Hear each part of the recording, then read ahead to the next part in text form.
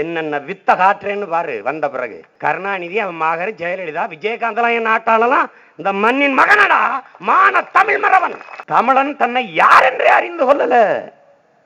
இது போல உலகத்தில் ஒரு இனமே இருக்க முடியாது. இன்னும் கருணாநிதி, ஜெயலலிதா, விஜயகாந்தலாம் நம்மளும் நினைச்சிட்டு இருக்கான் பல பேர். கருணாநிதி, ஜெயலலிதா, எம்ஜிஆரை பார்த்து அரசியல் செய்ய வந்த பிள்ளைகள் இல்ல. ரெட்டலைக்கு போட்டாச்சு, உதயசூரியனுக்கு போட்டாச்சு. ஒரு தடவை தான் அந்த ரெட்டை மெழுகுவர்த்திக்கு போட்டு தான் பாருங்களேன்.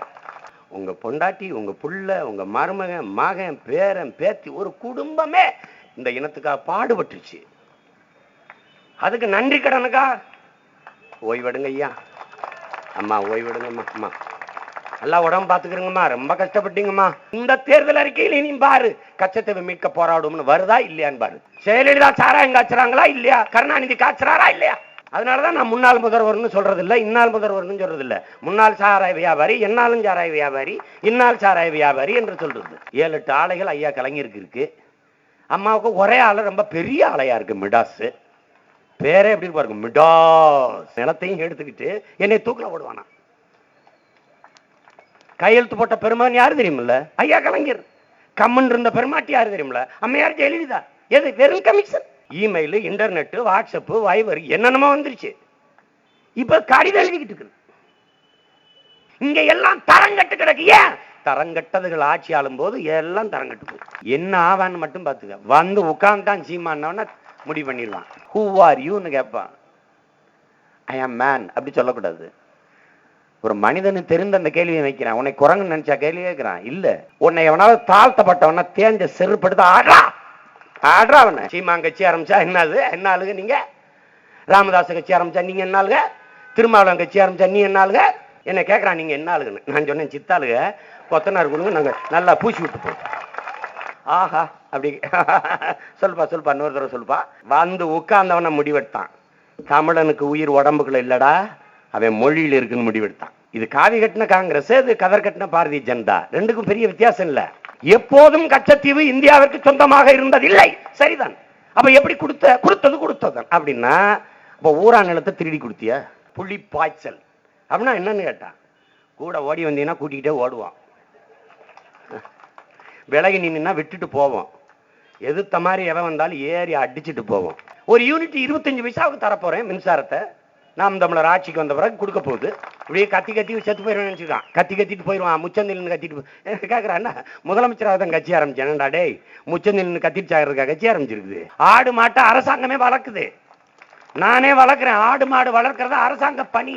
சொந்த நாட்டு மக்கள் மாட்டுக்கறி தின்னா அடிப்பான், ஊரானுக்கு ஏற்றுமதி செஞ்சு கொண்டு கொடுப்பான். நாங்கெல்லாம் மாட்டுக்கறி திங்காதவன மனுஷனாவே பார்க்கறது இல்ல. அது குறிப்பா நான்லாம் ரொம்ப சாப்பிட்டு பழக்கப்பட்டவன். உலகத்திலே மாட்டுக்கறி அதிகமா ஏற்றுமதி செய்யற நாடு இந்தியா.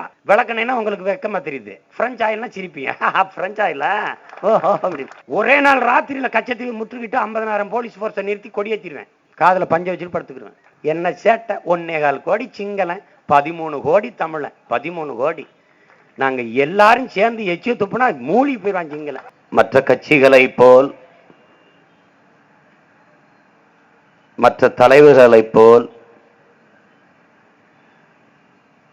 உங்கள் பிள்ளைகள் நாங்கள் தேர்தல் களத்திலே நிற்கவில்லை.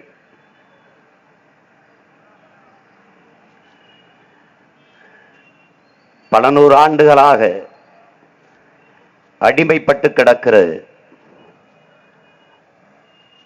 நம் அன்னை தமிழ் சமூகத்தின் மீட்சி, எழுச்சி என்கிற புனித கனவோடு போர்க்களத்திலே நிற்கிறோம்.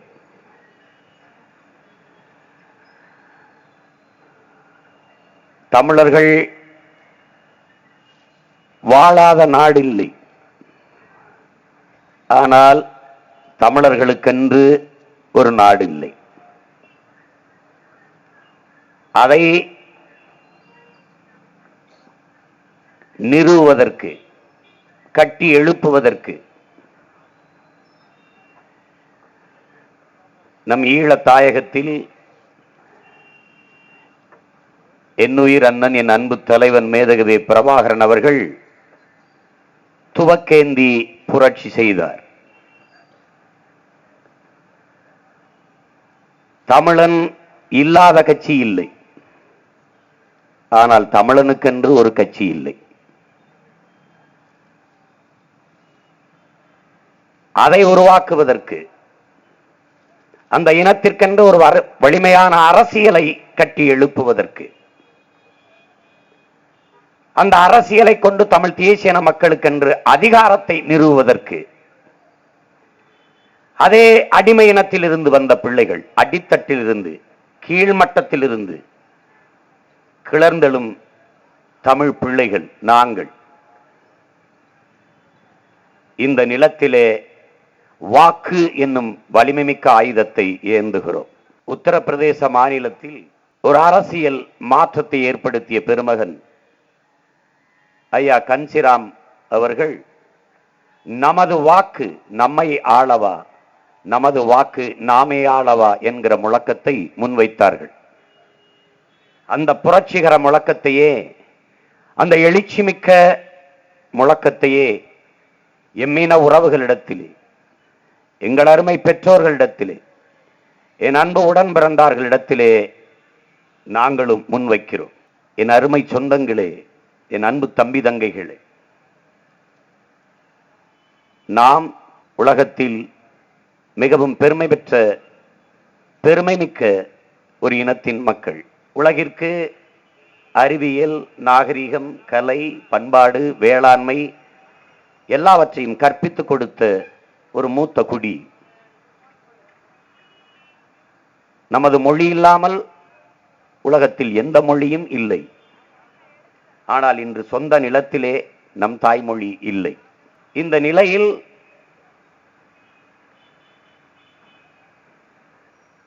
முற்றுமுழுதாக தமிழ் மொழி சிதைந்து, தமிழர் என்கிற உணர்வு அழிந்து, சாதி மத உணர்வு மேலோங்கி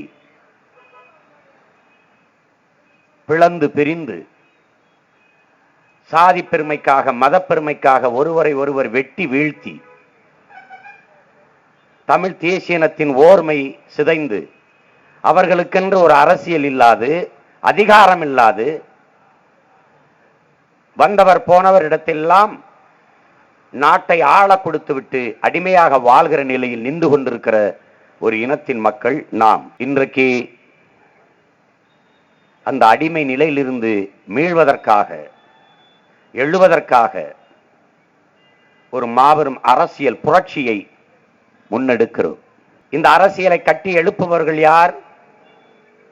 பரம்பரையாக அரசியல் செய்த தலைவர்களுடைய வாரிசுகளா? இல்லை. பல ஆயிரம் கோடிகளை கொள்ளையடித்து பதுக்கியும் ஒதுக்கியும் வைத்திருந்த பெரும் முதலாளிகள்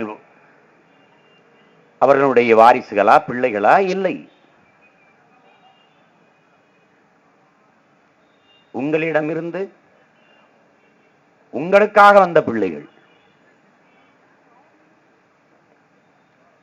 இந்த பசி, பஞ்சம், லஞ்சம், ஊழல், கொலை, கொள்ளை, சாதிய இழிவு, தீண்டாமை, அடக்குமுறை, ஒடுக்குமுறை, இந்த திருட்டு, படித்தால் வேலை இல்லை, படிக்க பணம் இல்லை, படித்தால் வேலை இல்லை, எல்லா கொடுமைகளையும் மாற்ற முடியாதா என்று ஏங்கி தவித்து கண்ணீர் வடித்து துயரங்களில் தோய்ந்து வறுமையிலே வாடி கிடக்கிற ஏழை எளிய மக்களினுடைய பிரதிநிதிகளாக, அவர்களுடைய வாரிசுகளாக வந்து நிற்பவர்கள் தான் இந்த மேடையிலே நிற்கிற உங்கள் பிள்ளைகள்.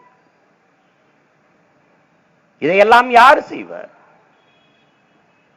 நம்மிடத்திலே ஒரு குறை இருக்கிறது. இதையெல்லாம் கேட்க யாரும் வரமாட்டானா? இதெல்லாம் யாரும் கேட்க மாட்டாங்கல்ல.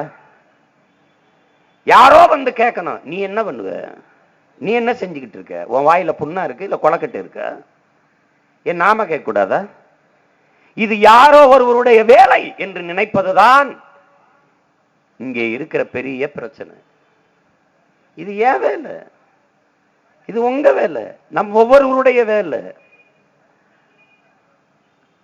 மாற்றம் என்பது எனக்குள்ள இருந்து வரணும். எனக்குள் எந்த மாற்றத்தையும் ஏற்படுத்த முடியாத நான் சமூக மாற்றத்தை ஏற்படுத்த முடியாது.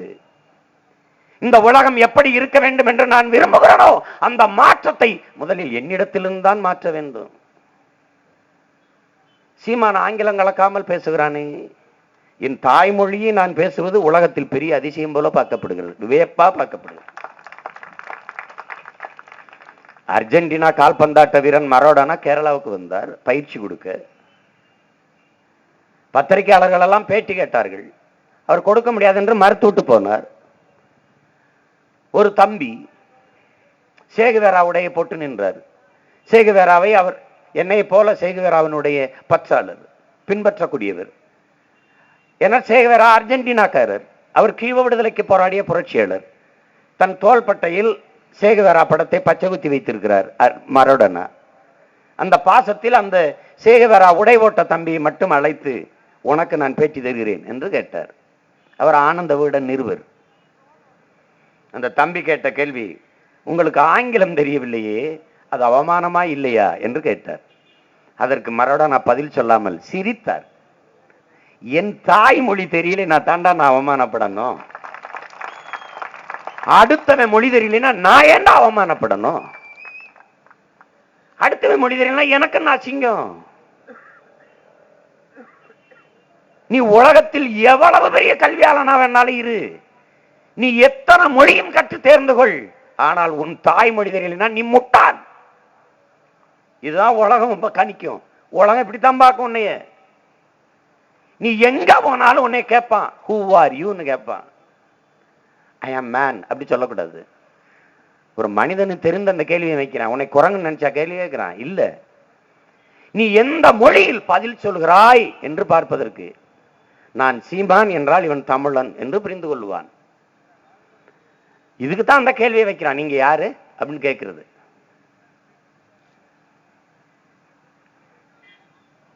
அப்படித்தான் தாய்மொழி மறந்த இனம் உலக வரலாற்றில் வாழ்ந்ததாக செய்தி இல்லை.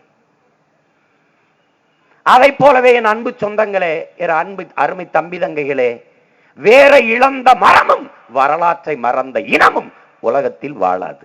இதுதான் யதார்த்த உண்மை. தமிழன் தன்னை யார் என்றே அறிந்து கொள்ளல. இதுபோல உலகத்தில் ஒரு இனமே இருக்க முடியாது. இன்னும் கருணாநிதி, ஜெயலலிதா, விஜயகாந்த் நம்மளும் நினைச்சிட்டு இருக்கான் பல பேரு. இவன் யாருன்னே தெரியல. கருப்பா இருக்கவன் தமிழன் நினைச்சிட்டு இருக்கான். எருமை கூட கருப்பா இருக்கு, பன்னி கூட கருப்பா இருக்கு, யானை கூட கருப்பா இருக்கு. தமிழன் என்றவன், தமிழன் என்றால் மானமிக்கவன், வீரமிக்கவன் அர்த்தம். தமிழன்னா வீரன் அர்த்தம்.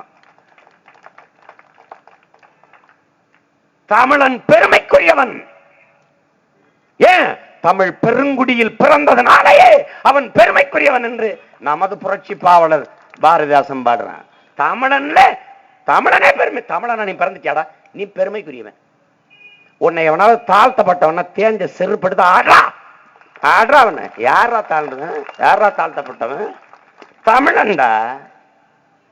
அதுல ஆதித்தமிழன், மூத்த தமிழன், தொல்தமிழன், பழந்தமிழன் என்று அடிக்கணும். தமிழனே பெருமைக்குரியவன்.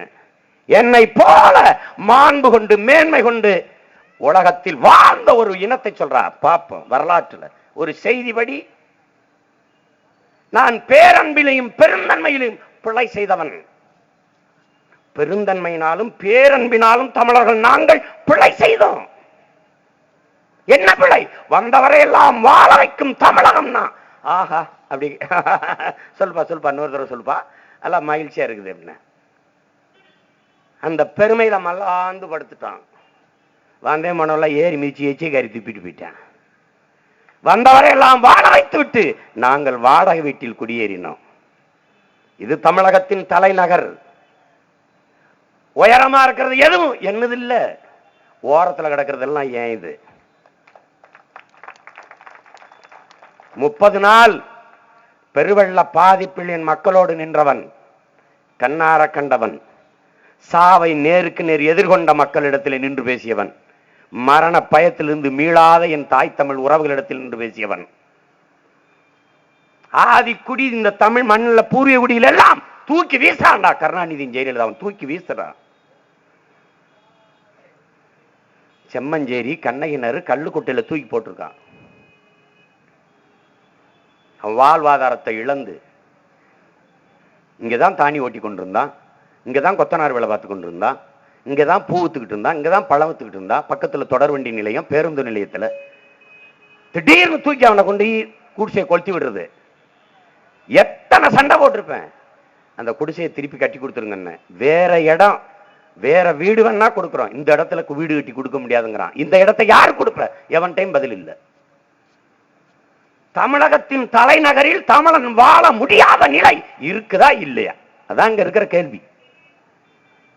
என்னை தூக்கி செம்மஞ்சேரியில போடுற, கல்லுக்குட்டையில போடுற, கண்ணகி நகர்ல போடுற, அங்க அடிப்படை வசதியே இல்லை. என் பிள்ளை இங்க இருந்து படிச்சுக்கிட்டு இருந்தது மாநகராட்சி பள்ளியில. அங்க என்ன இருக்கு? நான் இங்கதான் பூத்துக்கிட்டு இருந்தேன், இங்கதான் வாழைப்பழத்துக்கிட்டு இருந்தேன், இங்கதான் வீட்டு வேலை செய்து கொண்டு இருந்தேன். என்னை தூக்கி அங்க போட்டா என் வாழ்வாதாரம், அடுத்த வேலை சோத்துக்கு என்ன பண்றது, வேலைக்கு என்ன பண்றது? எதை பற்றியும் அக்கறை இல்லாத அதிகாரம், தலைமை, ஆட்சி. ஒன்று ரெண்டு கொடுமையா இருக்கு சொல்லி எழுறதுக்கு. இவங்க 50 ஆண்டுகளா செஞ்ச அக்கிரமம். திராவிடருங்கிற போர்வையில, திராவிடர்னா யாரு, திராவிடம்னா என்ன, இதுவரைக்கும் ஒருத்தரும் பதில் தரல. தமிழர் நாட்டை தமிழர் ஆளணும்னு சொல்ல அப்படி கொந்தளிக்கிறான், நெருப்புல போட்ட மாதிரி துடிக்கிறான். என் வீட்டுல நான் வாழ்றதும், என் நாட்டுல நான் ஆள்றதும் என்னுடைய அடிப்படை உரிமையடா, உரிமை.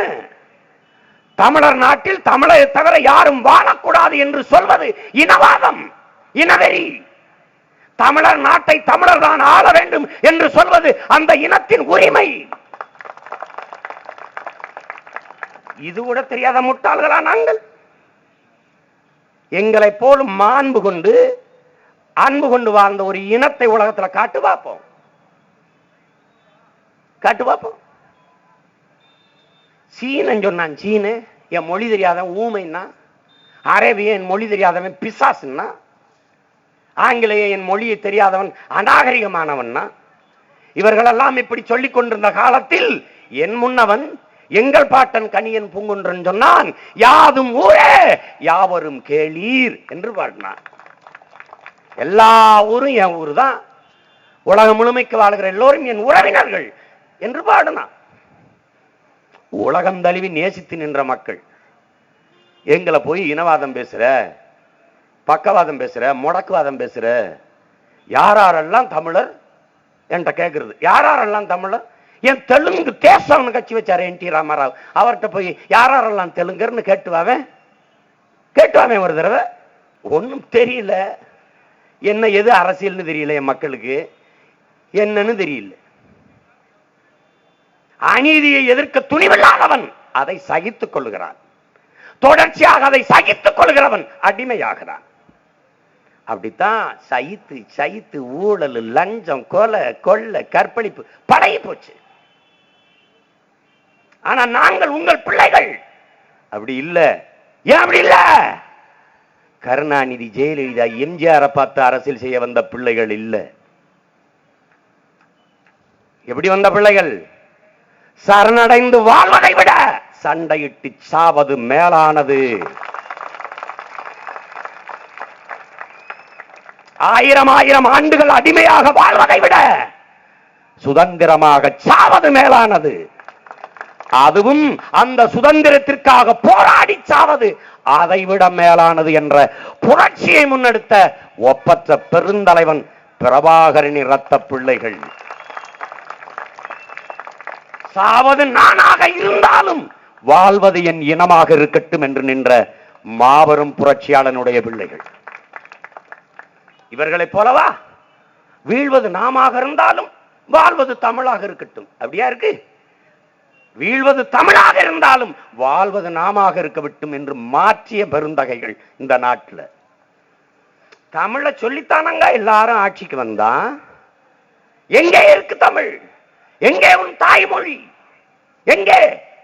மணக்க வரும் தென்றலிலே குளிராயில்லை, தோப்பில் நிழலாயில்லை, தனிப்பரிதாம் துன்பம் இது தமிழகத்தின் தமிழ் தெருவில் தமிழ்தான் இல்லை என்று வருந்தி பாடினான் நமது புரட்சி பாவலன் பாவேந்தன் பாரதிதாசன். எங்க இருக்கும் தாய்மொழி?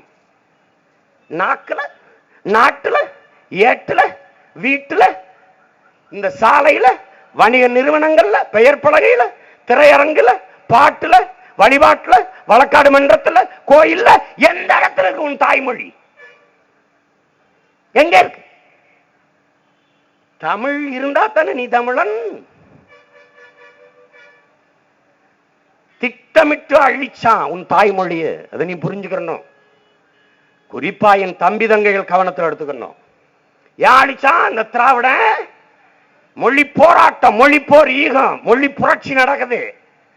நடராஜன் தொடங்கி தாளமுத்து தொடங்கி 500க்கும் மேற்பட்டவன் தன் உயிரை கொடுக்கிறான். நாளை என் தாய்மொழி செத்து போகுமானால் இன்றே நான் இறந்து விடுவேன் என்று அவ்வாமொழி கவிஞன் ரசூல் ஹம்சத்து சொன்னான். ஆனா அவன் சாகல, சொன்னான். ஆனால் இந்தி திணிப்பால் என்னரும் தாய்மொழி இறந்து விடுமோ என்ற அங்கி எனது முன்னவர்கள் தங்கள் உயிரே கொடுத்தான். நஞ்சுண்டான், தீக்குளித்தான், துப்பாக்கி குண்டுக்கு நெஞ்சு காட்டி செத்தான். அவர்கள் பற்ற வைத்த புரட்சி நெருப்பில ஆட்சியை கைப்பற்றியது திமுக. வந்து உட்கார்ந்தவன முடிவெடுத்தான். தமிழனுக்கு உயிர் உடம்புக்குள்ள இல்லடா, அவன் மொழியில் இருக்குன்னு முடிவெடுத்தான். என்ன யோக்கிய பயில நீ நினைக்கிற? நீ வந்து முடிவெடுத்தான். உலகத்துல இத்தனை மொழி இருக்குதே, எங்கேயாவது இந்தி குமரன், மலையாள அரசன், தெலுங்கு செல்வன், இங்கிலீஷ் குமரன் எதை சொல்ல பார்ப்போம். வச்சான் தமிழன், தமிழ் அரசன், தமிழ் அழகன், தமிழ் குமரன், தமிழ் இனியன், தமிழ் அரசி, தமிழ் செல்வன், தன் மொழியை தன் பெயரோடு இணைத்துக் கொண்டு தன் உயிராக அடையாளமாக நின்றவன் தமிழன். பார்த்தா அழிடாட்னா. தமிழை அழிக்காமல் தமிழர் என்கிற உணர்வை அழிக்க முடியாது. தமிழர் என்கிற உணர்வை அழிக்காமல் தமிழன் அல்லாதவன் இந்த நிலத்தை ஆள முடியாது என்ற முடிவெடுத்தான். நாங்கெல்லாம் இங்க சேரமிச்சா சாதி கேப்பில்ல. இதே நீங்க கருணாநிதி, ஜெயலலிதா, எம்ஜிஆர், விஜயகாந்த் கேட்கல. ஏன் கேட்கல? ஏன் கேட்கல? நீ கேட்டிருந்தா கருணாநிதி வட்ட கவுன்சிலர் கூட, வார்டு கவுன்சிலர் கூட ஆயிருக்க முடியும். நீ எம்ஜிஆர் கேட்டிருந்தீங்கன்னா 10 ஆண்டு முதலமைச்சரா? ஜெயலலிதா கேட்டு பாரு, என்ன ஆளுங்கம்மா நீங்க? வார்டு கவுன்சிலர் ஆக சொல்லு ஜெயலலிதாவை, அப்புறம் முதலமைச்சர் ஆகலாம். கேட்டு பாரு. நாங்க வந்தா மட்டும் சாதி ஏற்றணும். ஒரு நோய், உனக்கு ஒரு நோய். என்ன கேட்கறான், நீங்க என்ன ஆளுங்கன்னு. நான் சொன்னேன், சித்தாளுக கொத்தனார் கொடுங்க, நாங்க நல்லா பூசி விட்டு போவோம். சாதிகை வெக்கம் இல்லாம சாதி. எது செத்தாலும் சரி சாதி செத்துறக்கூடாதுன்னு நினைச்ச. உன் இனம் செத்து போச்சு, ஒன்னும் பண்ண முடியல, ஒன்னும் பண்ண முடியல. கெட்டியா பிடிச்சுக்கிறது. செத்து பணமா போகும்போது சாதியை கொண்டு வர்றது. கல்லறை பேர் ஆறுமுகம் செட்டியாரு, தவசி நாடாரு. பணத்துக்கு என்னடா சாதி? எது செத்தாலும் பணம் தான் அது. தமிழனுக்கு எது சாதி? சமயவெறி, கடவுள் வெறி, கண்ணன் நிகர் தமிழுக்கு நோய் நோய் நோயே. இடை வந்த சாதி எனும் இடர் ஒழிந்தால் ஆள்வது நம் தாய் தாய் தாயே என்று நமது புரட்சி பாவலன் முழக்கமிடுறான். சாதி ஒழித்தல் ஒன்று, நல்ல தமிழ் வளர்த்தல் மற்றொன்று என்று பாடுறார். பாதியை நாடு மறந்தால் மற்ற பாதி துலங்குவதில்லை என்று பாடுறார். எல்லாம் பாடித்தான், கேட்க காது இல்ல, செயல்படுத்த ஆள் இல்ல. ஒன்னா ரெண்டா எனக்கு பூரா அறிவுரை சொல்றது கருத்து. நான் சொல்ல, இங்க பாரு, 5000 ஆண்டுகளா வெறும் கருத்து தான் இருக்கு. எனக்கு கருத்துலாம் சொல்லிட்டு இருக்காத. களத்துல இருந்து வேலை செய்ய வந்தா வரல ஓடிப்போம். சுத்தம் சுகந்தரம்னு பூரா சவத்துல எழுதி போட்டிருக்கலடா, இறங்கி குற்றமே யாரா? எல்லா சவத்திலையும் சுத்தம் சுகந்தரும். அந்த எழுதுற நேரத்துக்கு இறங்கி கூட்டினா தெரு சுத்தமா இருந்திருக்கும். இங்க கருத்துக்கா பஞ்சம் தமிழனுக்கு? கருத்துக்கா? கருத்துக்கா பஞ்சம்? துணி உடைமை, தூங்காமை, கல்வி, இவை மூன்றும் நீங்கா நிலநாள்பவனுக்கு. இதை விடவா அவர் கருத்து எனக்கு சொல்லிட போற? குடிதலி கோலோச்சு மாநில மன்னன் அடிதொலி நிற்கும் உலகு. இதை விடவா என் பாட்டன் வள்ளுவ பெருமகனாரை விடவா எனக்கு வாழ்வியல் நெறி காட்டிட போற? அறம் செய்ய விரும்பு எங்க அப்பத்தா அவைய விடவாடா பாடிட போற? என்ன எனக்கு கருத்து நீ சொல்ல போற? என் இனம் முன்னோரை விட அறிவுல ஆற்றல் இல்ல சிறந்தவன் எவன் இருக்கான்? என்ன எனக்கு அறிவுரை? இங்க வேலை செய்யத்தான் இல்ல. எங்களை விட பெருமைக்குரியவன் இருக்கானா? எல்லாம் மறந்துட்டு மொழி பெருமை, இனப்பெருமை இல்லாம கேடுகட்ட சாதி மத பெருமையை கொண்டுகிட்டு அடிச்சுட்டு கிடக்குறோம். இப்ப வந்துச்சு சாதி, இப்ப வந்துச்சு மதம். கிறிஸ்தவம் வந்து 2000, இஸ்லாம் வந்து 1500, இந்து வந்து இன்னும் 500 ஆண்டு கூட ஆகல. 1850 முன்னாடி இந்துங்கிற ஒரு மதம் இல்ல, அது வெள்ளக்காரி ராணி உருவாக்குறா. நான் யாரு? 50,000 ஆண்டுகளுக்கு முன்னாடி இருந்தே தமிழ்ல. இப்ப வந்துச்சு. இன்னைக்கு இந்துவா இருக்கேன், நாளைக்கு முஸ்லிமா போவேன், நாளைக்கு கிறிஸ்தவனா போவேன். இன்னைக்கு தமிழனா இருக்கேன், நாளைக்கு தெலுங்கனா மாற முடியுமா? நாளைக்கு கன்னடனா மாற முடியுமா? இல்ல மலையாளியா மாற முடியுமா? மதம் மாறிக்கொள்ளக்கூடியது, இனம் மாறிக்கொள்ள முடியாது. அதனாலதான் எங்க ஐயா காகிதம் இல்லத்து சொல்றாரு, இஸ்லாம் எங்கள் வழி, இன்ப தமிழ் எங்கள் மொழி என்று சொல்றாரு. நாங்கள் இறை வழிபாட்டிற்காக ஏற்றி இருக்கிற மார்க்கங்களும் மதங்களும் வெவ்வேறு, ஆனால் மொழியால் இணைத்தால் ஒரு தாய் பிள்ளைகள் தமிழ் தேசியனத்தின் பிள்ளைகள் என்பதை இந்த தலைமுறை தமிழ் பிள்ளைகள் உணர்ந்து மேல எழணும். தமிழ் தேசியனத்தின் ஓர்மைதான் அந்த இனத்திற்கான அரசியல் வலிமை. எல்லாருக்கும் ஓட்டு போட்டாச்சே, புதுசா என்ன செய்ய கிடக்கு? ரெட்டலைக்கு போட்டாச்சு, உதயசூரியனுக்கு போட்டாச்சு. ஒரு தடவை தான் அந்த ரெட்டை மெழுகுவர்த்திக்கு போட்டு தான் பாருங்களேன். உங்க பிள்ளைகளுக்கு நீங்க போட்டு பாருங்க ஓட்ட, அப்புறம் பாருங்க இந்த நாட்டை.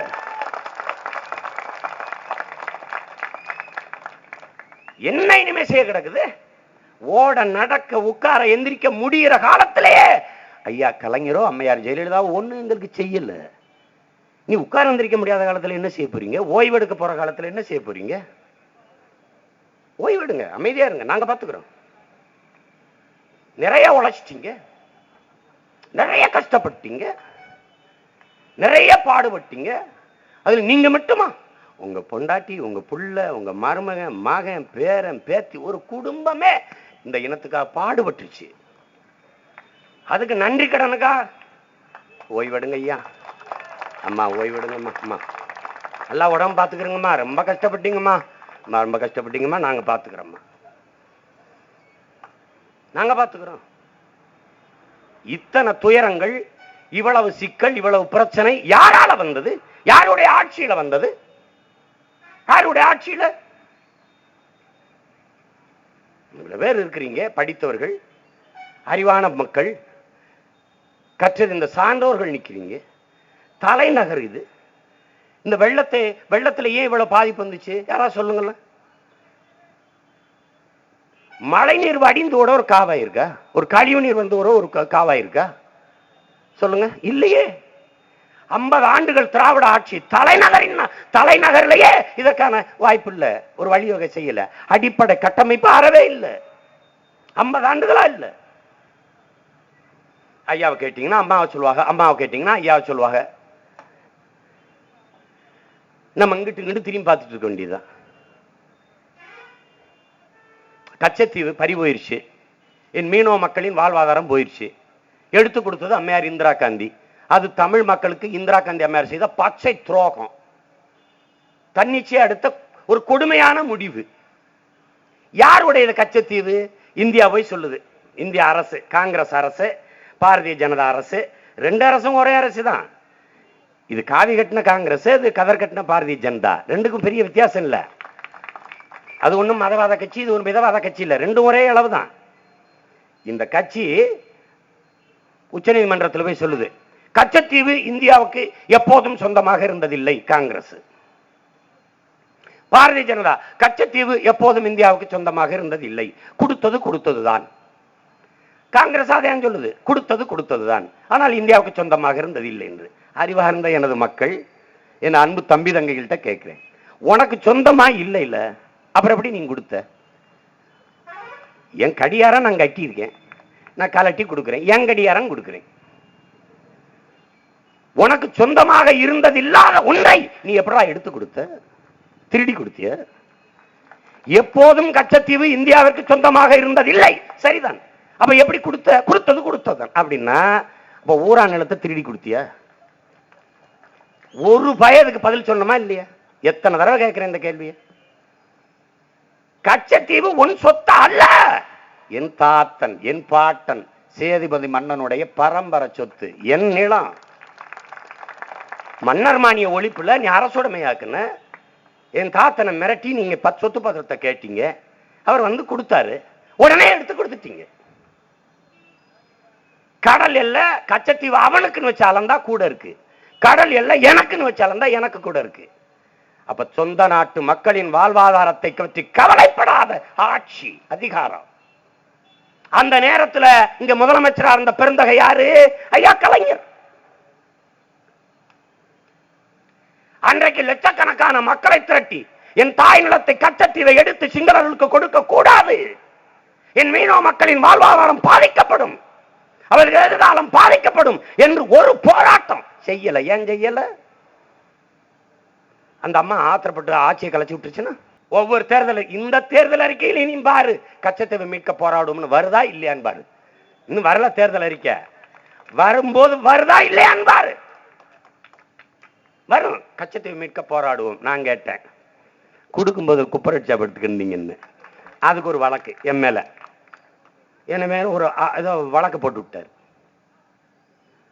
கொடுக்கும்போது பேசாம இருந்துட்டு ஒவ்வொரு தடவை மீட்க போராடும் மீட்க போராடும்னா, நான் தான் சொல்றேன், நீங்க போராடுறீங்க, நான் பாத்துக்கிறத எப்படி எடுக்கிறேன்னு பாருங்க கச்சத்தீவை. நீயே வச்சுக்க சிம்மான்பா.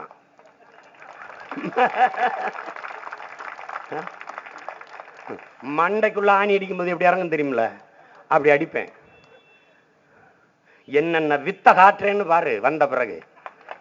சிங்கள் என்ன பாடுபடுத்துறேன்னு பாரு. அவனை கொஞ்சம் நெஞ்ச காயத்தோட வா நிக்குது, நெஞ்சு பூரா அப்படியே காயம், வடு, வன்மம். ஓராண்டு இரண்டு இல்ல, பலாயிரம் ஆண்டுகளா என் இன முன்னோர்கள் தூக்கி சுமந்து வந்த காயம், அவமானம். அதை தொடச்சி எரியணும்னு நிக்கிறான்.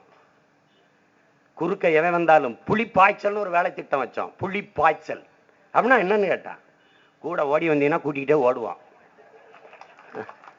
விலகி நின்னா விட்டுட்டு போவோம், எதிர்த்த மாதிரி எவன் வந்தாலும் ஏறி அடிச்சுட்டு போவோம். அதுக்கு பிறகு புலி பாய்ச்சல். இப்ப அந்த பாய்ச்சல் தான் நடந்துகிட்டு இருக்கு. குறுக்க அவன் வந்தான், நான் தான் மாற்று, நீ தான் மாற்று, நொந்த மாற்று, வந்த மாற்றுலாம் போயிட்டு கூடாது. ஒற்றே அடி. பல ஆண்டு காலம் அங்கே சாக்கடையில் உருண்டு பிறண்டு, லஞ்சம் ஊழல்ல உருண்டு பிறண்டு கிடக்கிற இந்த திராவிட பன்னிகளை அடிக்க வந்த புலி ஒற்றே அடிதான் ஓடுறாரு. வந்தா மதுவை ஒழிப்போம், வந்தா ஊழலை ஒழிப்போம். அதுக்கு தாண்டா வந்திருக்கோம், உங்களை ஒழிக்க. அதுக்குத்தான் உங்களை ஒழிக்கணும் வந்திருக்கோம். உங்களை வச்சுக்கிட்டு ஊழல் எப்படி ஒழிக்க முடியும்? உங்களை வச்சுக்கிட்டு மது எப்படி ஒழிக்க முடியும்? எப்படி ஒழிக்க முடியும்? ரெண்டு பேருமே சாராய ஆளை வச்சிருக்காங்களா இல்லையா? ஜெயலலிதா சாராயம் காய்ச்சறாங்களா இல்லையா? கருணாநிதி காய்ச்சறாரா இல்லையா? அதனாலதான் நான் முன்னாள் முதல்வர்னு சொல்றது இல்லை, இந்நாள் முதல்வர்னு சொல்றது இல்லை. முன்னாள் சாராய வியாபாரி, என்னாலும் சாராய வியாபாரி, இந்நாள் சாராய வியாபாரி என்று சொல்றது. கல்லு மதுன்ட்டான். கல்லு கல்லு கடையை மூடிடுவோம். ஏன்? மது. என் மக்கள் நம்புறாங்க, ரொம்ப அக்கறைடா, கல்ல மூடிட்டாங்கடா. பனம்பால், தென்னம்பால், மூலிகை சாறு, இவ்வளோண்டு அருகம்புள்ள சாறு உடம்புக்கு நல்லதுன்றான். எவ்வளவு பெரிய பனை மரம்! பனம்பால் அது மதுவான். அதை குடிச்சு செத்தம் எத்தனை, சொத்தம்படி வித்தம் எத்தனை காட்டு பார்ப்போம். காட்டு. அதை தடை செய்யறான். ஏன்? இவன் சாராய வியாபாரம் படுத்துக்கிறோம்னு தடை செய்யறான். விரட்டி விரட்டி எஸ்பி டிஎஸ்பி எல்லாம் போய் பனை மரத்துல பாலையை வெட்டி விட்டு வரான. எதுக்கு? வியாபாரம் போயிருது. டாஸ்மார்க் வியாபாரம். 7-8 ஆலைகள் ஐயா கலைஞருக்கு இருக்கு. அம்மாவுக்கு ஒரே ஆலை, ரொம்ப பெரிய ஆலையா இருக்கு, மிடாஸ். பேரே எப்படி பாருங்க, மிடாஸ். அம்மா வந்தாலும் ஐயா கடையில சரக்கு எடுத்து ஓட்டுவாங்க, ஐயா வந்தாலும் அம்மா கடையில சரக்கு எடுத்து விற்பாங்க. ஆனா 2 பேரும் சண்டை ஓட்டுக்கிற மாதிரி நம்மகிட்ட காட்டுவாங்க. நம்ம பைத்தியக்கார பையன் மக்க, கருணாநிதிக்கும் ஜெயலலிதாவுக்கும் சண்டை போடா. நம்ம ஒரு மானங்கட்ட பையன் மக்க, நம்ம சண்டை ஓட்டுக்கிறாங்க பாவம். நமக்கு என்ன தெரியுது? ஒன்னும் தெரியுது இல்ல. கச்சத்தீவு போச்சு, காவிரி நதிநீர் உரிமை போச்சு, முல்லை பெரியார் நதிநீர் உரிமை போச்சு. சரி போச்சு.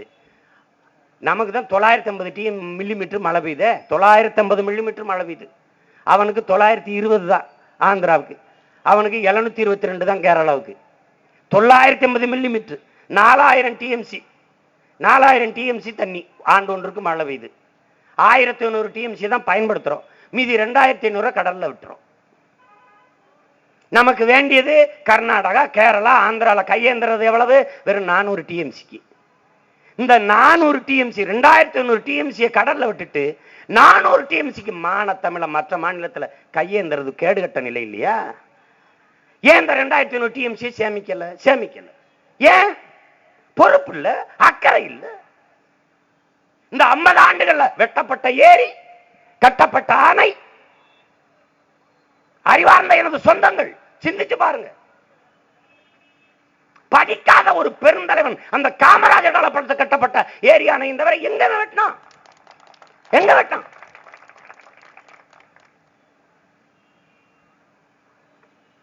எல்லாத்தையும் பார்த்து சகித்து வெறுத்து போய் தான் உங்க பிள்ளை வந்தான். டேய் இவங்களை ஒழிச்சு போடணும்டா, ஒழிச்சுட்டு வேற ஒரு நாட்டை படைச்சிடணும். இங்க பாருங்க, இன்னைக்கு கடல்ல தண்ணீரா இருக்குது. அது சூரிய வெப்பத்தில் நீராவியாவி மேல போய் மேகமாயி குளிர்ந்து மழையா பெய்யுது. அடுத்த நாள் அதுக்கு அடுத்த நாள் கடல்ல போயிருது. இதை சேமிக்கல. ஆனால் கடல்ல போய் அந்த நீரை சேர்த்து விட்டுட்டு கடல் நீரை சுத்திகரிச்சு குடிநீரா போத்தல் அடைச்சு விற்கிறது. இந்த கடல் நீரை சுத்திகரிக்க 50,000 கோடி செலவு. எத்தனை ஏரி வெட்டிருக்கலாம் 50,000 கோடிக்குங்கிறத படித்த பிள்ளைகள் சிந்திச்சு பாருங்க. கேட்டா என்ன பேச்சு? ஏரியை ஆக்கிரமிச்சு விட்டார்கள், ஏரியை ஆக்கிரமிச்சு விட்டார்கள். அவன் ஒருத்தனை எதிர்படலை. ஏன்னா இந்த செருப்பாலை அடிச்சிருப்பேன்னு தெரியும். ஆக்கிரமித்து விட்டார்களா? ஆக்கிரமித்து விட்டார்கள், ஏரியை ஆக்கிரமித்து விட்டார்கள். யார் ஆக்கிரமிச்சது? அயோக்கிய பயல்கள். எவன்டா ஆக்கிரமிச்சது? அங்க இருக்கிற மாமன்ற உறுப்பினர், கவுன்சிலர், வட்டாட்சியர், மாவட்ட ஆட்சியர், சட்டசபை உறுப்பினர், எம்எல்ஏ. இவர் எவருக்குமே தெரியாம என் மக்கள் போய் ஆணை அப்படி ஏறி அப்படி ஆக்கிரமிச்சுக்கிறானா? சரி, ஆக்கிரமிச்சான்ல, அவனுக்கு எதுக்கு மின் இணைப்பு கொடுத்த? அவனுக்கு எதுக்கு குடும்ப அட்டை கொடுத்த? அவனுக்கு எதுக்கு எரிவாயு இணைப்பு கொடுத்த? அவன்கிட்ட எதுக்கு பல ஆண்டுகளா வரி வசூலிச்சு தின்ன? நீ ஆக்கிரமிச்சு கட்டிருக்க, எடானே எடுத்துட்டு போயிருப்பான்ல யாரு? இவர் வந்தா இவர் கட்சிக்காரன், அவர் வந்தா அவர் கட்சிக்காரன். அங்க போய் உட்கார்ந்துருக்கலாம் யாரு? அண்ணா தங்காச்சி, ஆத்தால அப்பனும், தினக்கூலி, கொத்தனாரு, சித்தாலு, கார் ஓட்டுவேன், தானி ஓட்டுவேன். பார்த்தா வாடகை கட்டி வாழ முடியல, 1 லட்சம் ரூபாய்க்கு ஒரு கிரவுண்டுங்கிறான். போவோம்னு போய் கட்டி கடனை உடனே வாங்கி உட்கார்ந்துருக்கான். அவனை எனக்கு இந்த கழிவறை வரல, எங்க சாக்கடை போக ஒரு இது போடல, என்ன பேசாம இருங்க, ஆக்கிரமிச்சு கட்டிருக்கீங்க, தெரிஞ்சுன்னா இடிச்சு போடுவாங்கன்னு மக்களை அடிப்படை வசதி கூட குரல் கொடுக்க முடியாம பேசாம நிக்குது. இது ஒரு ஆட்சி முறையாது? ஆட்சி முறையா? எல்லாம் வாங்கி திங்கிறதுலே கவனம். உண்மை, நேர்மை, எளிமை இது பெருந்தலைவர் காமராஜர் காலத்துல. ஊழல், லஞ்சம், ஆடம்பரம் இது இந்த காலத்துல. எப்படி இருக்கு? ஒண்ணு கிடையாது. மீத்தேன் எரிகாற்றுக்கு போராட்டம். மீத்தேன் எரிகாற்றுன்னு ஒரு பிரச்சனை இருக்குது. அது சென்னையில வாழ்ற என் மக்களுக்கு தெரியுமா? என் சொந்தங்களுக்கு தெரியுமா? தெரியாது. ஏன்? அது ஏன் பிரச்சனை இல்ல, அதான் இங்க இருக்கிற பிரச்சனை. நாகர் கன்னியாகுமரியில மீனம் அடிபடுறான், ராமேஸ்வரத்துல என் ஊர்ல மீனம் அடிபடுறான், நாகப்பட்டினத்துல மீனம் அடிபடுறான். அதை பத்தி சென்னையில இருக்கணும் கவலை இல்ல. நாளைக்கு இங்க இருக்க அடிபடுவான், அதை நாகப்பட்டினத்திற்கும் கொல்லப்பட மாட்டான், நாகர்கோவிலுக்கும் கொல்லப்பட மாட்டான். அப்படி இல்ல. அது பகுதி சார்ந்து, ஒரு நிலம் சார்ந்து, ஒரு ஊர் சார்ந்து, ஒரு மாவட்டம் சார்ந்த பிரச்சனை அல்ல, ஒட்டுமொத்த தமிழ் தேசியத்திற்கான பிரச்சனை. இதுதான் நாம் தமிழர் கட்சியினுடைய பார்வை, நிலைப்பாடு. மீத்தேன் எரிகாற்று எடுத்தால் 160,000 ஏக்கருக்கு மேல பாழாகி போகும், வீணாயிரும். ஏறக்குறைய பாதி தமிழ்நாடு நாசமாயிரும். அந்த திட்டத்தை கொண்டு வந்தது யார்? காங்கிரஸ் ஆட்சி. கிரேட் ஈஸ்டர்ன் எனர்ஜி கார்பரேஷன் அமெரிக்க நிறுவனத்துக்கு ஒப்பந்தம் போடுது. அந்த ஒப்பந்தத்தில் கையெழுத்து போட்டு மீத்தேன் எரிகாற்று எடுத்துக்கொள்ளுங்கள் என்று அனுமதித்தது யார்? ஐயா ஸ்டாலின். துணை முதல்வராக இருந்த ஐயா ஸ்டாலின்.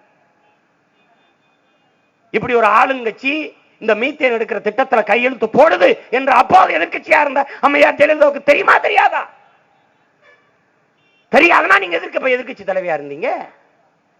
தெரியும், எல்லாருக்கும் தெரியும். அப்ப ஏன் கையெழுத்தாச்சு? கமிஷன்.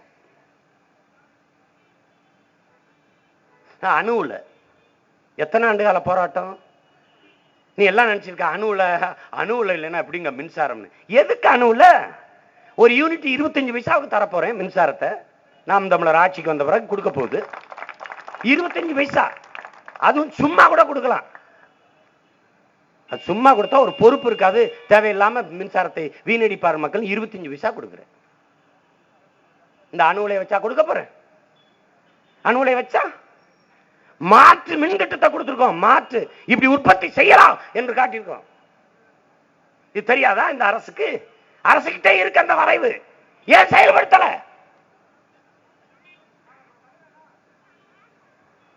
அணு உலை கண்டுபிடிச்சது மின்சார உற்பத்திக்கா? மின்சாரம் கண்டுபிடிக்கப்பட்டது அணு உலையாலையா?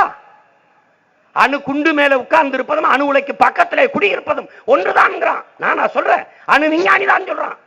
உலகத்திலே பாதுகாப்பான அணு என்ற ஒன்றே இல்லைங்கிறான். செர்னோபில்ல உனக்கு நமக்கு அந்த அணு உலை வித்தவன் யாரு? ரஷ்யா. 1986 வெடிக்குது செர்னோபில்ல அணு உலை. கோபர்ச்சேவ் அதிபர். கோபர்ச்சேவ் என்ன சொல்றாரு? இது ரஷ்ய நாட்டிற்கு மட்டுமல்ல உலகத்திற்கு ஏற்பட்ட பேரழிவு என்று அறிவிக்கிறார்.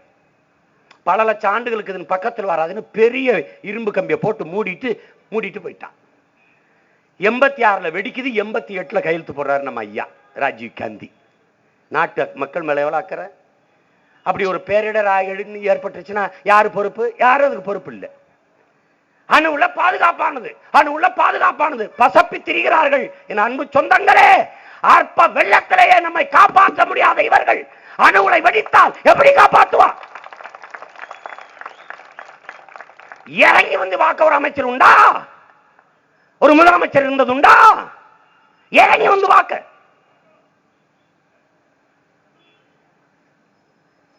அந்த வெள்ளத்துல குளிர்ல நடுங்கிட்டு உயர் பயத்துல மக்கள்கிட்ட ஆர்கே நகர்ல வந்து நிக்கும் போது அம்மையார் ஜெயலலிதா அந்த வாகனத்துக்குள் இருந்தபடி வாக்காள பெருமக்களே என்று பேசுகிறார்கள் என்றால் என்னையும் உங்களையும் ஒரு உயிராவே வாக்கல, ஒரு ஓட்டா தான் இவங்க பாக்குறாங்கிறத நாம புரிஞ்சுக்கணும்.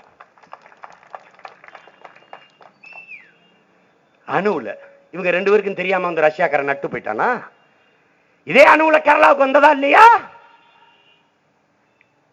ஏன் வேணான்னு சொன்னா அவன் முடிவெடுத்தான். நான் வெளிச்சத்தில் வாழ்வதை விடவும் என் மக்கள் உயிரோட வாழ்வது ரொம்ப முக்கியம், எடுத்துட்டு போ. கேரளால அணுவுல இல்ல, அங்க மின்தடையா இருக்கு. அரை மணி நேரம், அது முறைப்படுத்தப்பட்ட தடை. அவனுக்கு சாதாரண குடிமக்களுக்கு தெரியும் இந்த நாள்ல இந்த அரை மணி நேரத்துல போகும்ட்டு. இங்க அப்படியா? எப்ப வரும் எப்ப போகும்? அது ஜெயலலிதாவுக்கும் தெரியாது, மின்துறை அமைச்சருக்கும் தெரியாது, எவனுக்கும் தெரியாது. ஒரு முறைப்படுத்தப்பட்ட ஒரு இதே தட்டுப்பாடோ ஒரு இதே இல்லை, கிடையாது. இங்க அவன் அனுப்பிச்சுட்டான். அணுல 2 ஏனாளத்துல கால்பாக்கம் கூடங்குளத்துல நட்டு வச்சுட்டான். நான் என் சொந்தங்கள்கிட்ட கேட்கிறேன், ரஷ்யக்காரனுக்கு அணு உலையை இந்தியாவுக்கு கொடுக்கணும்னு என்ன நேர்த்தி கிடை? இந்திய நாட்டு மக்களுக்கு மின்சாரம் கொடுக்கணும்னு மாரியாத்தா கோயில வேண்டிக்கிட்டானா? இல்ல வேளாங்கண்ணி கோயில் நாகூர் தற்கால இது கும்பிட்டு இருந்து வேண்டிக்கிட்டானா? எதுக்காக வேண்டிக்கிட்டான்? எந்த முதலாளி மக்களின் சேவைக்கு வருவானா, லாப தேவைக்கு வருவானா? ரஷ்யக்காரனுக்கு இந்திய நாட்டு இளைஞர்களுக்கு வேலை கொடுக்கணும், இந்திய நாட்டு மக்களுக்கு மின்சாரம் கொடுக்கணும்னு என்ன வேண்டுதலா?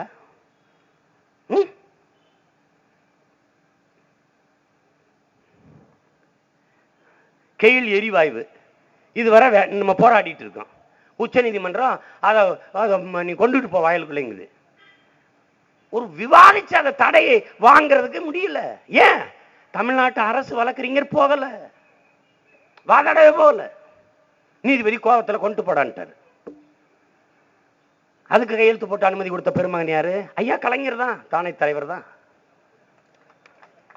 ஆந்திரால ஒரு கிராமமே எரிஞ்சு போச்சு. படிச்சிருப்பீங்க, படிச்சவங்க தானே எல்லாரும் இருக்கிறீங்க, அறிவார்ந்த பிள்ளைகள். வலைத்தளத்துல எல்லாம் பாக்குறீங்களே, ஒரு கிராமமே எரிஞ்சு போச்சு. இந்த எரிவாயு தான். இது எப்படி பண்ணான்னு தெரியுமா? அந்த அயோக்கிய நாய்கள் தண்ணியை கொண்டு போறோம்ட்டான் வயலுக்குள்ள. என் மக்கள் தண்ணீர் தானே போயிட்டு போட்டுட்டான். கடைசியா எரிவாயு எங்க இருந்து? கேரளாவில இருந்து கர்நாடகாவுக்கு. எனக்கு ஒரு சம்பந்தம் இல்லை. கேரளாவில இருந்து தமிழ்நாட்டுக்குள்ள எப்படி வருது கேட்டிருக்கணுமா இல்லையா? ஒரு முதலமைச்சர் தேசிய நெடுஞ்சாலை வழியே கொண்டு வரோம் அப்படின்னு, அப்படியே எங்கேயும் கொண்டு வைப்பான்னு சொல்லிட்டு போகணுமா இல்லையா? கேரளாவில இருந்து தமிழ்நாட்டுக்கு தேசிய நெடுஞ்சாலை வெளியே வருது. தமிழ்நாட்டிலிருந்து கர்நாடகாவுக்கு தேசிய நெடுஞ்சாலை வெளியே போகுது.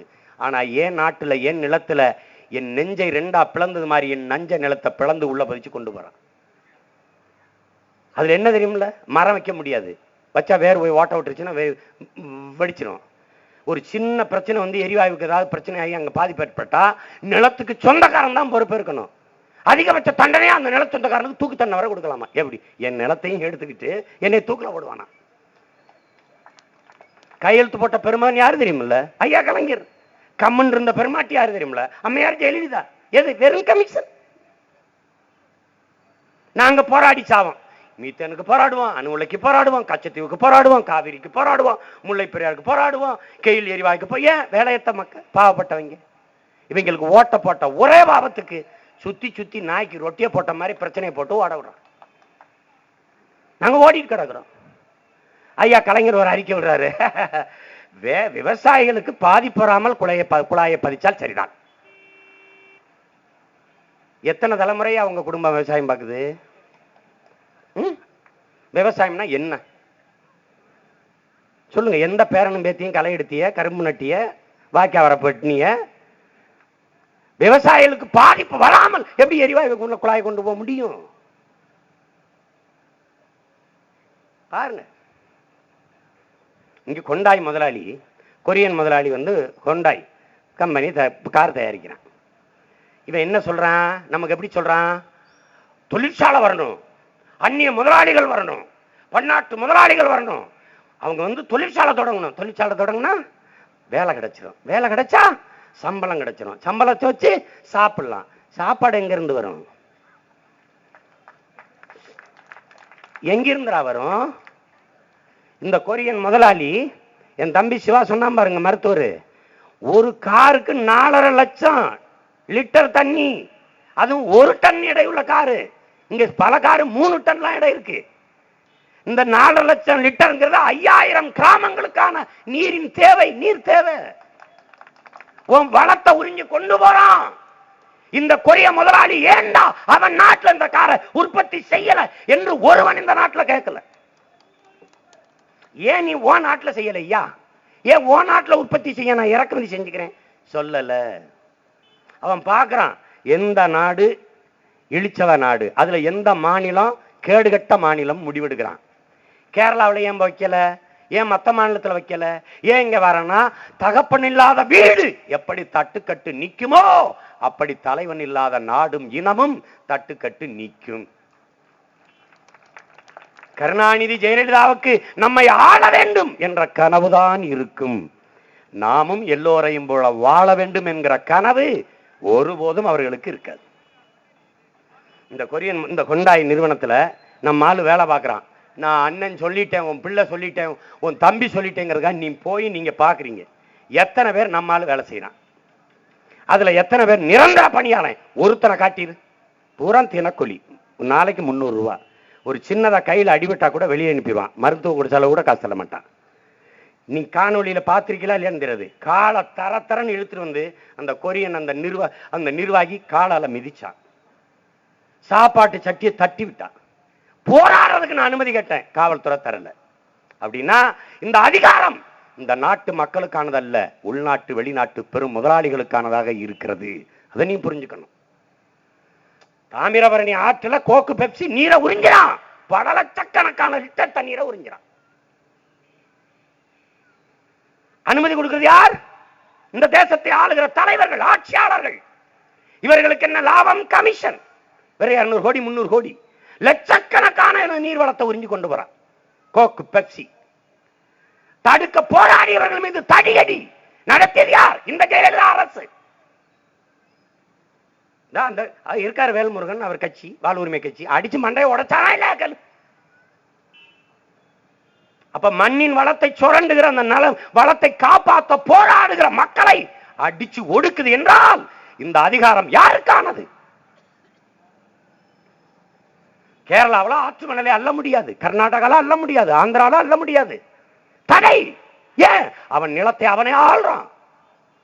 ஆனா ஆந்திராவில், கர்நாடகாவில், கேரளாவில் பாலாற்று மணல், தாமிரபரணி ஆற்று மணல் என்று இங்கே கிடைக்கும் என்று எழுதி வச்சிருக்கிறான் என் மண்ணை. இந்த கருணாநிதி ஜெயலலிதா அரசு 5 கிலோ 6 கிலோ அரிசி இலவசம் என்று கொடுக்கிற, 1/2 கிலோ மண்ணை இலவசமா தர சொல்ல பார்ப்போம்.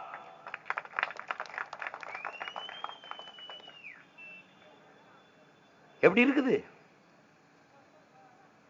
எங்க கொண்டு போயிட்டு இருக்காங்க இந்த நாட்டை?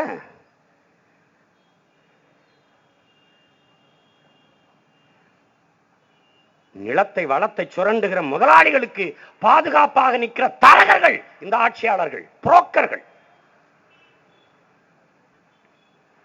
நமக்கு என்ன வச்சிருக்கான்? இது நம்ம அரசு நினைக்கிறோம், நாம வாக்கு செலுத்தி நிறுவிய அரசு நினைக்கிறோம். ஆனா நமக்கானதா? லட்சக்கணக்கா செத்து விழுந்தமை ஈழத்துல. இந்த அதிகாரம் என்ன செய்தது? நம் சாவை சகித்துக் கொண்டு வேடிக்கை பார்த்தது. இந்திய கடலுக்குள்ள மீன் பிடிக்க போகிற போது 500க்கும் மேற்பட்ட நமது மீனவனை சுட்டுக் கொண்டிருக்கானே, இந்த அதிகாரம் என்ன செய்தது? வேடிக்கை பார்த்து நின்றது. இந்த கேரளாவில் எல்லை தாண்டி வர்றான் மீனவன், எல்லை தாண்டி வர்றான் மீனவன் சிங்களம் சொல்றானே, கேரளாவில் இருந்து மலையாளி மீனவர்கள் எல்லை தாண்டி போறாங்களா இல்லையா? போறான். ஆனா அவன்லையா ஒருவனை கூட சிங்களம் சுடுறதுல ஏன்? அவன் அப்ப அந்த நாட்டை ஆள்றான்.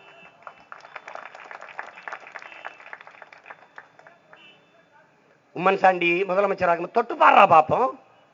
இத்தாலி கடற்பட 2 பேர் 2 மீனவனை சுட்டான், என்ன பாடுபட்டான். 2 பேரையும் பிடிச்சு சிறைப்படுத்தி 2 கோடி தண்டனை விதிச்சு 2 மீனவனுக்கும் கொடுத்தான். விசாரணை குழு இவனுக்கு தூக்கு தண்டனை வர கொடுக்கலாம் சொல்லிச்சு. பாராளுமன்றத்தில் பத்தி எரிஞ்சது பிரச்சனை.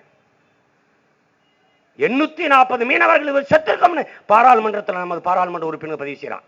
இதுவரை ஒரு நடவடிக்கை. இன்னைக்கு இந்திய நாடு இலங்கைக்கு 2 போர் கப்பலை பரிசா கொடுக்குது. அந்த நாட்டு அமைச்சர் கோவாவில் வந்து பார்த்துட்டு போறான். ஏன் காசு? உன் காசு. என் இனத்தை கொன்றவனுக்கு, கொல்ல போறவனுக்கு என் காசுல கப்பல். கேட்டா பாசிஸ்ட், இனவாதி, என்ன வெறியர் பேசுறாரு.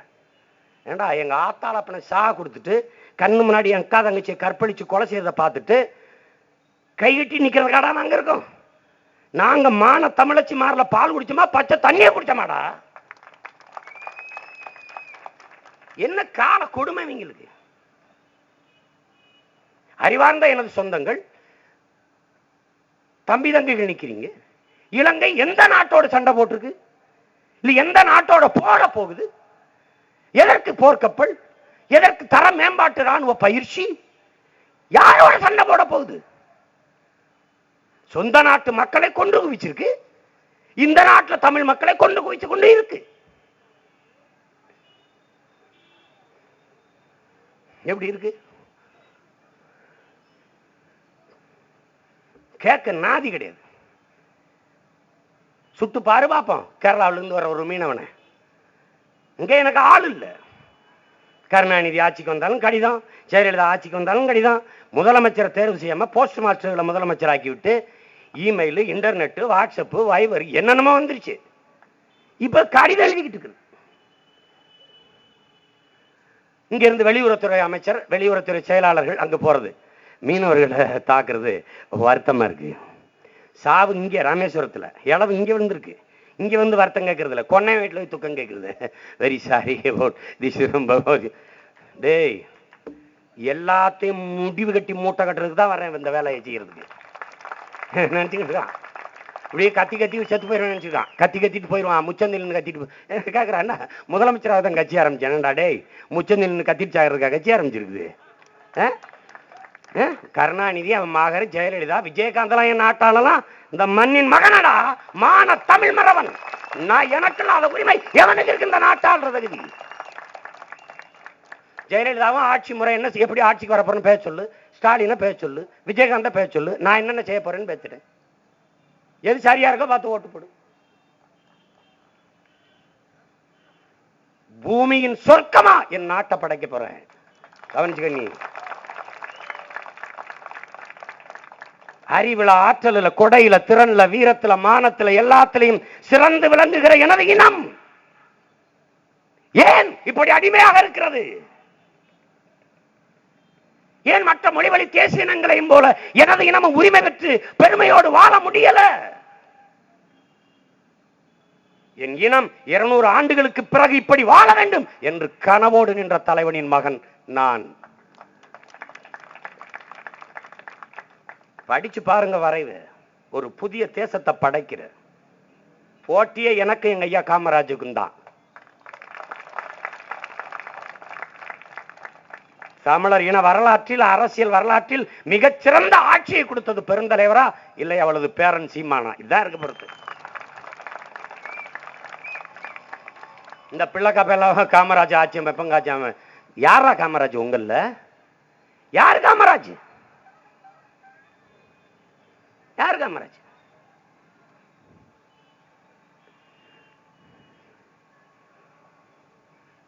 பார்த்து பார்த்து செதுக்கி செதுக்கி என் நாட்டை கட்டமைப்போம். பசி, வேலை இல்லை, கல்வி இல்லை, எந்த ஒரு என் மக்களுக்கு ஒரு துயரமும் தொட விட மாட்டோம். நினைச்சுக்க, ஒரு தாய்க்குத்தான் தெரியும் தன் பிள்ளைக்கு எதை கொடுக்கணும் எதை தடுக்கணும்னு. அந்த தாய் போல நாம் தமிழர் அரசு இந்த மண்ணில் ஆளும். எங்களுக்கு தெரியும் என்னன்னு. என்னை விட என் பெற்றோருக்கு, என் தாய் தந்தையருக்கு உண்மையான மகன் இருக்க முடியுமா? அன்பான மகன் இருக்க முடியுமா? எங்களை விட இந்த மண்ணுக்கு மக்களுக்கு உண்மையான மகன் எவனாவது இருக்க முடியுமா?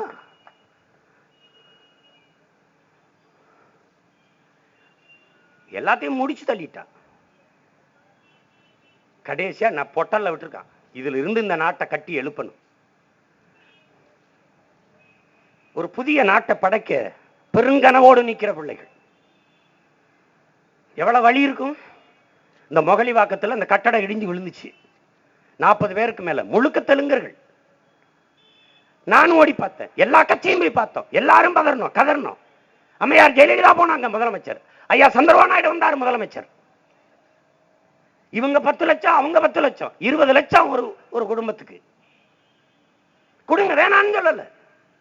இதே ஆந்திர காட்டுக்குள்ள எங்களை சுட்டு போட்டானே, களவாணி பட்டம் கட்டி சுட்டானடா, திருட்டு பய பட்டம் கட்டி. ஒரு மர கட்டைக்கு இருக்கிற மதிப்பு என் மனித உயிருக்கு இல்லாத போனது. மான தமிழ் மக்கள் செத்து கிடந்தமடா.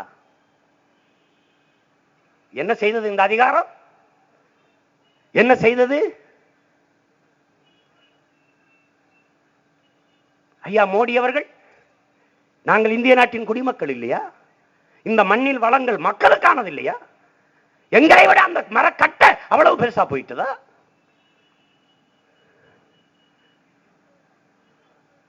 சுட்டு போட்டான், ஒரு வயக்கல. ஐயா மோடி கோதாவரி நதியில ஆந்திராவில் புனித நீராட வந்த மக்கள் நெரிசல்ல சிக்கி 29 பேர் செத்து போறாங்க. அது விபத்து. உடனடியாக வருத்தம் தெரிவிக்கிறார். கவலை அளிக்கிறது என்று. காட்டுக்குள்ள எங்களை சுட்டு கொன்னுட்டான். ஒரு படுகொலை, இனப்படுகொலை. அது வருத்தம் தருகிறது. அந்த செயலுக்கு நான் கண்டிக்கிறேன். ஒரு வார்த்தை சொல்லல. ஏன்? நாதியற்ற இனத்தின் மக்கள். இந்த அதிகாரம், ஜெயலலிதா அதிகாரம் என்ன செய்தது? என்ன செஞ்சிச்சு எங்களுக்கு? போர்ல அங்க சத்தம், ஐயா கலைஞர் நிம்மதியா தூங்கிட்டு இருந்தாரு. நீர்ல இங்க சத்தம், அம்மையா ஜெயலலிதா நிம்மதியா தூங்கிட்டு இருந்தாரு. முடிவெடுத்தோம், 2 பேரையும் ஒழிச்சிட்டா தான் நாம நிம்மதியா தூங்க முடியும்னு வந்துட்டோம். நான் ஓட்டு கேட்டு வரல, நம் இனத்தின் உரிமையை கேட்டு வர்றேன். நான் வாக்கு கேட்டு வரவில்லை, நம் இனத்தின் எதிர்கால வாழ்க்கையை கேட்டு வர்றேன். நீங்க தான் முடிவு செஞ்சுக்கணும். உங்கள் சின்னம் இரட்டை இலையா, உங்கள் சின்னம் உதயசூரியனா, இல்லை இரட்டை மெழுகுவர்த்தியா என்பதை நீங்க தான் முடிவு செய்யணும்.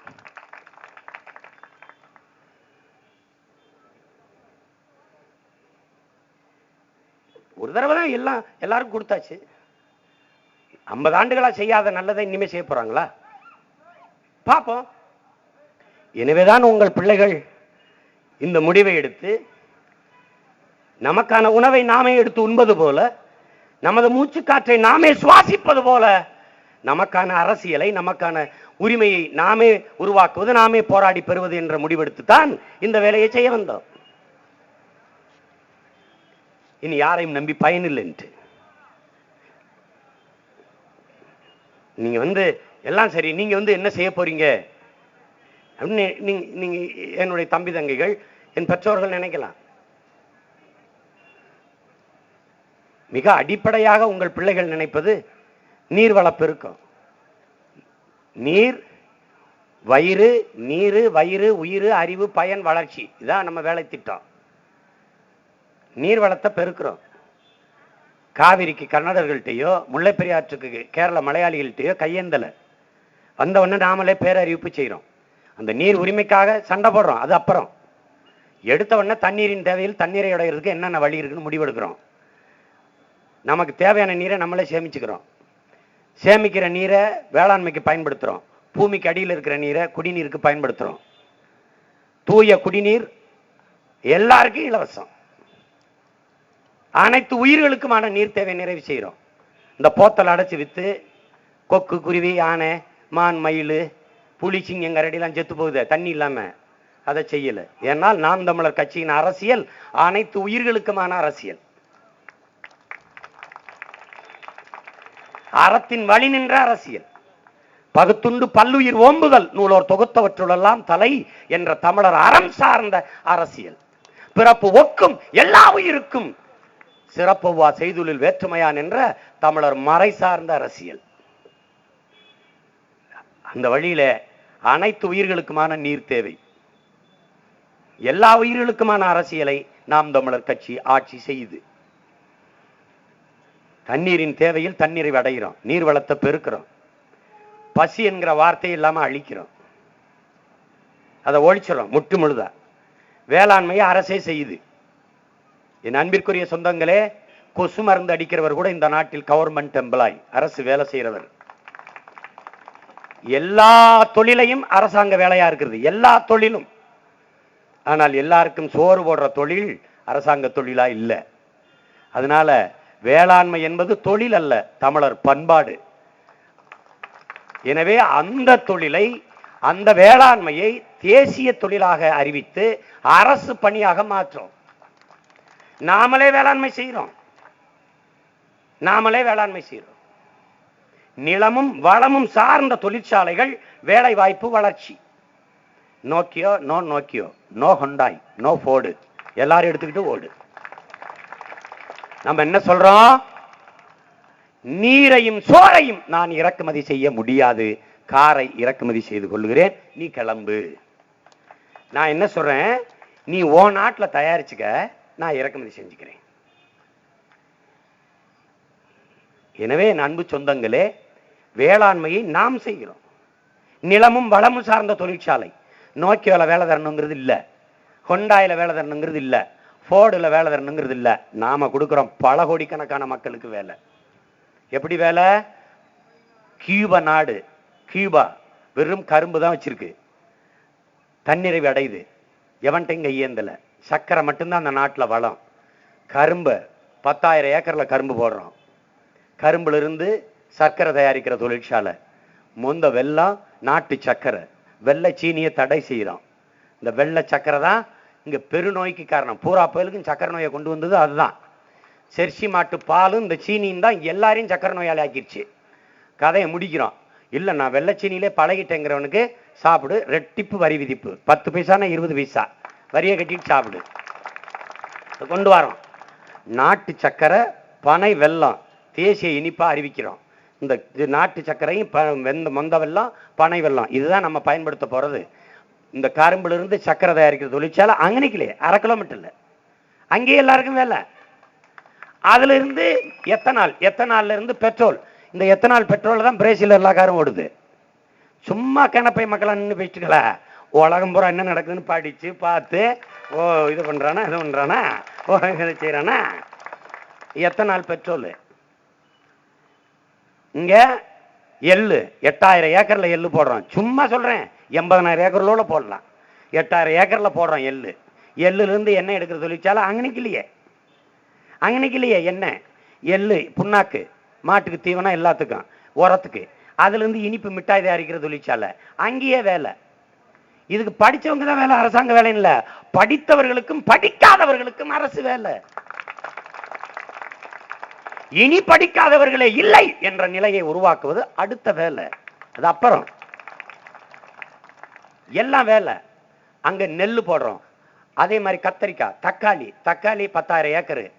தக்காளியை அப்படியே என் மாநில உணவு தேவைக்கு, அப்படியே பிற மாநில உணவு தேவைக்கு, பிற நாடுகளின் உணவு தேவைக்கு. பண்ணை நிலங்களை படம் எடுக்கிறோம். இயற்கை வேளாண்மை, நோ பாக்டம்பாஸ் 60 20 யூரியா கிரியாலாம் தூக்கி தூர போடுறோம். ஒராங்கிட்ட இயற்கை பேலன்னு பூரா இயற்கை உரம். இயற்கை உரத்துக்கு என்ன செய்வா சீமான்? ஆடு மாட்டை அரசாங்கமே வளர்க்குது. நானே வளர்க்கிறேன். ஆடு மாடு வளர்க்கறது அரசாங்க பணி. வேணா அவமானம் நினைக்கிறவன் ஸ்வீடனுக்கு போ, டென்மார்க்குக்கு போ, சுவிட்சர்லாந்துக்கு போ, நியூசிலாந்துக்கு போ, ஆஸ்திரேலியாவுக்கு போ, பிரேசிலுக்கு போ. என்ன செய்யறான்னு பாரு. ஆடு மாடு தான் மேய்க்கிறான். இந்தியா மாட்டுக்கறி 24 லட்சம் டன் ஏற்றுமதி செய்து. இந்தியா உலகத்திலே மாட்டுக்கறி அதிகமா ஏற்றுமதி செய்யற நாடு இந்தியா. அதிகமா அந்நிய செலாவணி ஈற்ற நாடு இந்த மாட்டுக்கறி ஏற்றுமதியில இந்தியா. அதுலதான் அதிகமா சம்பாதிக்குது. சொந்த நாட்டு மக்கள் மாட்டுக்கறி தின்னா அடிப்பான், ஊரானுக்கு ஏற்றுமதி செஞ்சு கொண்டு கொடுப்பான். இது ஒரு நியாயம் வச்சிருக்கான். நாங்கெல்லாம் மாட்டுக்கறி திங்காதவன மனுஷனாவே பாக்குறது இல்ல. அது குறிப்பா நான்லாம் ரொம்ப சாப்பிட்டு பழக்கப்பட்டவன். இனி ஏன் இப்படி கறி மீன் கிடக்குறான்றான். நான் பிறந்த உடனே நரிசு வரல கடிச்சிட்டேன்னு எங்க அம்மா சொல்லுவோம். அது பழகிருச்சு. எதுக்கெடுத்தாலும் இப்படி கோவமா கத்தி கத்தி பேசுறீன்னு. குழந்தைக்கு சக்கரை தண்ணியில தான் சேனை தொட்டு வைப்பாங்க. எனக்கு எங்க ஆத்தாள் அப்பனும் எங்க தாத்தா கையில சொல்லி சாராய தண்ணியில தொட்டு வச்சுட்டாங்க. அது பழகிருச்சு. அதனால எப்ப பார்த்தாலும் கடுகடுன்னு கோவமா தான் இருக்குது. ஏன்னா அவ்வளவு அக்கிரமா அநியாயம். அப்ப இந்த பண்ணைகளை உருவாக்குறோம். அவன் ஆடு மாடுகளை நாமே வளர்க்கிறோம். மேய்ச்சல் நிலங்கள், அரசு இடங்களை எல்லாம் மேய்ச்சல் நிலங்களா மாத்துறோம். பெரிய வேலிகள் அமைக்கிறோம். அதுக்கு உள்வேலி வெளிவேலி, அதுக்கெல்லாம் மாடு மேயும். சுற்றுலா தலம் போல என் பிள்ளைகள் வந்து பார்க்கும் இந்த மாடு ஆடுகள்லாம் மேயுறத. நீ நடந்து போனீங்கன்னா, அப்படி கார்ல சாலையில போனீங்கன்னா, ஆஸ்திரேலியாவுக்குள்ள போறோமா, சுவிட்சர்லாந்துக்குள்ள போறோமா, என்னையா அப்படி இருக்குதியா, பச்சை பசேர் நாடை மாத்திட்டாயன்பா. என் மாடுகள் எல்லாம் மேயும். இல்லை வாங்குறவா கம்பு கொண்டுக்கிட்டு தேக எல்லாம் மேய்க்க வேண்டியதில்லை. அதுவே மேய்ஞ்சா அதை போய் படுத்துக்கிறோம். படிக்காதவர்களுக்கு அதுல வேலை, படித்தவர்களுக்கு இங்க வேலை. 4 பக்கம் குளிர் விடப்பட்ட அறையை வச்சு கனிப்பெரிய போட்டு விட்டுருவேன் என் பிள்ளைகளுக்கு. அவன் போடுவான். எத்தனை மாடு சென்னையா இருக்கு அப்படியே பட்டியல் எடுத்து வச்சிருப்பான். எத்தனை லட்சம் லிட்டர் பால் கறந்துருக்கு, வெளியே போயிருக்கு.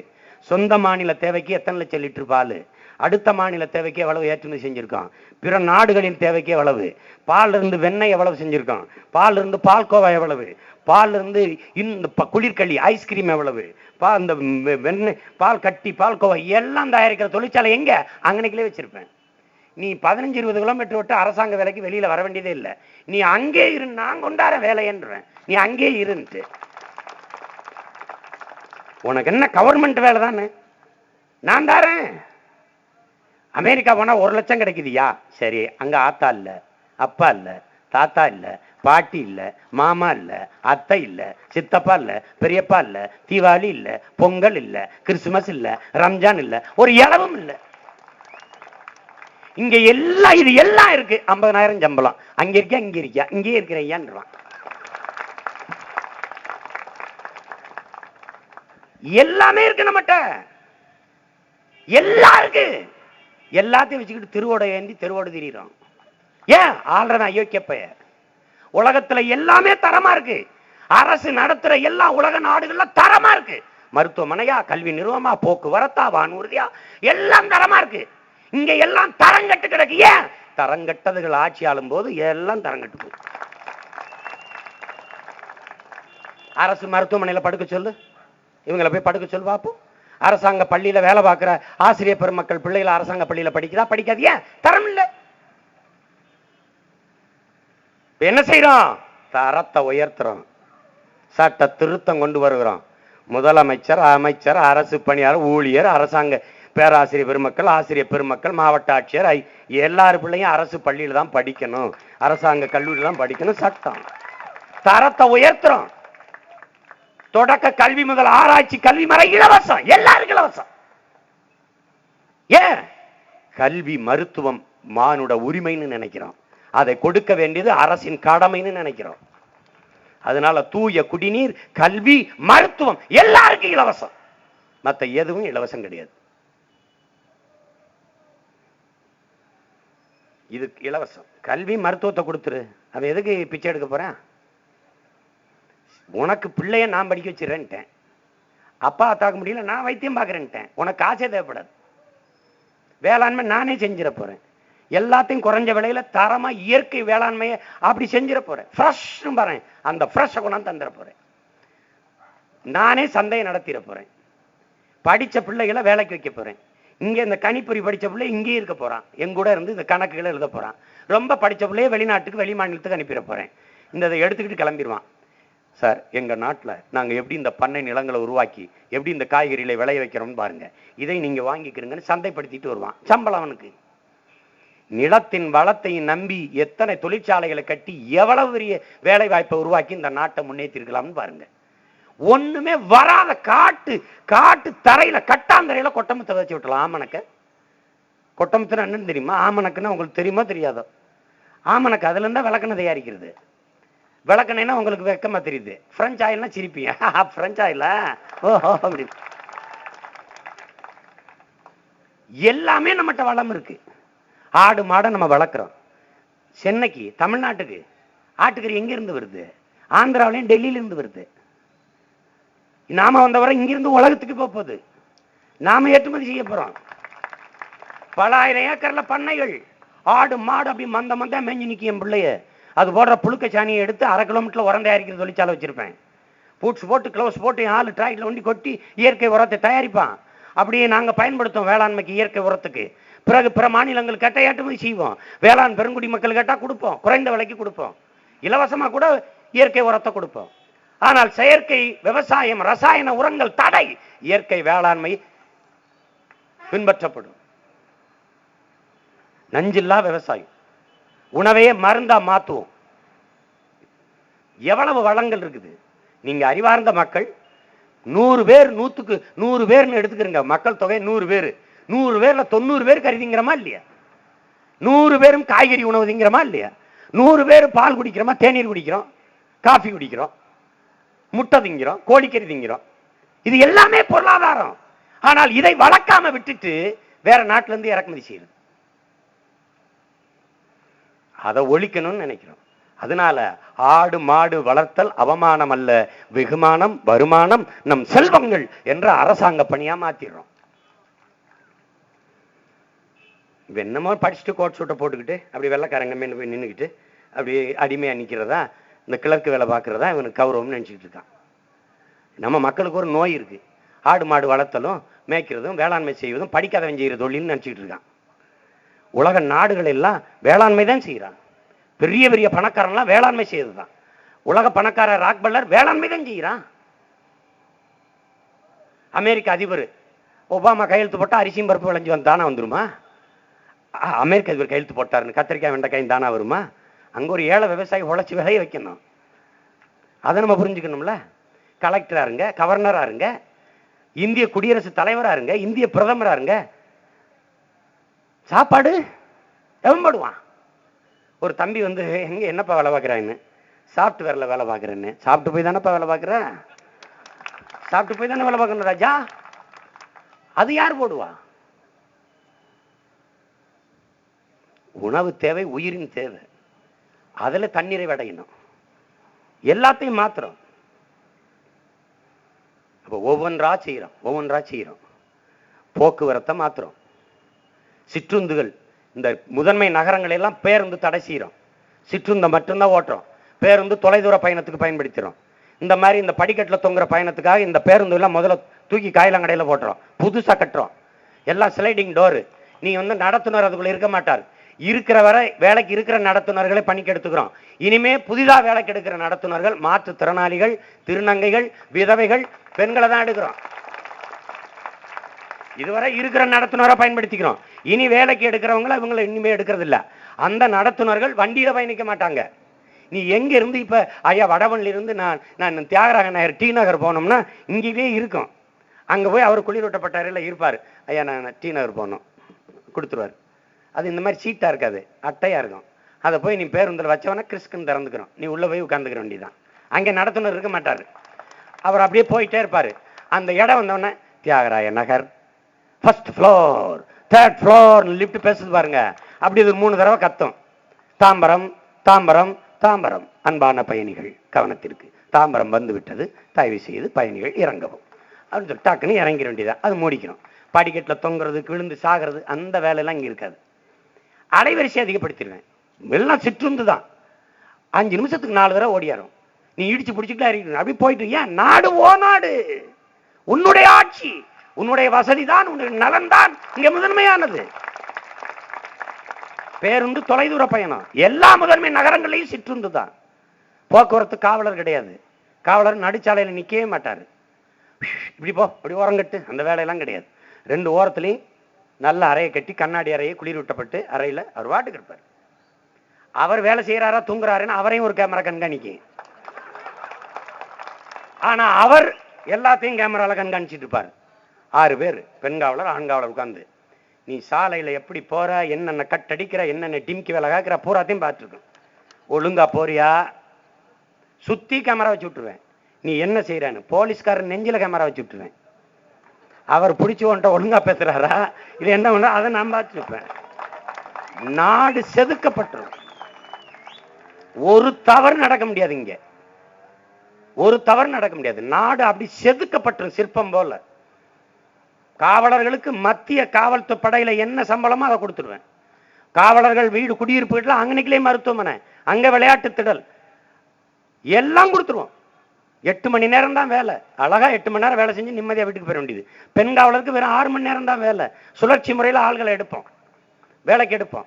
இதுவரை இருக்கிற காவலர்களை விட்டுருவோம். இனிமே எடுக்கிற காவலர்கள் குற்ற தடுப்பு காவல் படையை எடுப்போம். குற்றம் நடக்கிறதுக்கு முன்னாடியே தடுக்கிறதுக்கான போர்ஸை எடுப்போம், காவல் படையை எடுப்போம். பிச்சு உதறிடுறோம்.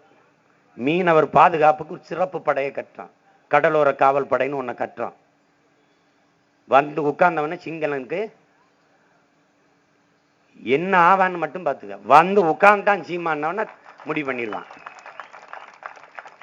அங்க தொட்டா இங்க தூக்கிடுவான் சிங்களன்னு தெரியும். எப்படி தூக்குவேன்? விளையாட்டுக்கு சொல்லல, 5 லட்சம் பேர் இருக்காங்க சிங்களன். அங்க ஒரு மீனவனை தொட்டா 500 மீனவனை, 500 சிங்களனை தூக்கி அங்கங்க செயல போட்டு பூட்டிடுவேன். பிரார்த்தனை நடத்திக்கிட்டு இருந்தான், கஞ்சா வச்சிருந்தான், செலட்டின் குச்சி வச்சு வெடிகுண்டு தயாரிச்சுட்டு இருந்தான், தூக்கி எல்லாத்தையும் போடுவேன். ஏன் மீனவன் மேல நீ என்ன வழக்கு போடுற? நாங்க போதைப் பொருள் கடத்தணும்னு போடல, நீ போடல, உனக்கு பதில் அடி கொடுக்க ஆள் என்னன்னா ஆட்டம் காட்டிட்டு இருக்க, தூக்கி உள்ள வச்சிருவேன். வச்சுட்டேங்கிறத சொல்லிடுவேன். அவங்க ஆத்தாளப்பன்னு தெருவரங்கி போராடுவான், தலையிட்டு என் பிள்ளைகளை விடுதலை செய்யணும்னு. காதுல பஞ்ச வச்சுட்டு படுத்துக்கிடுவேன்.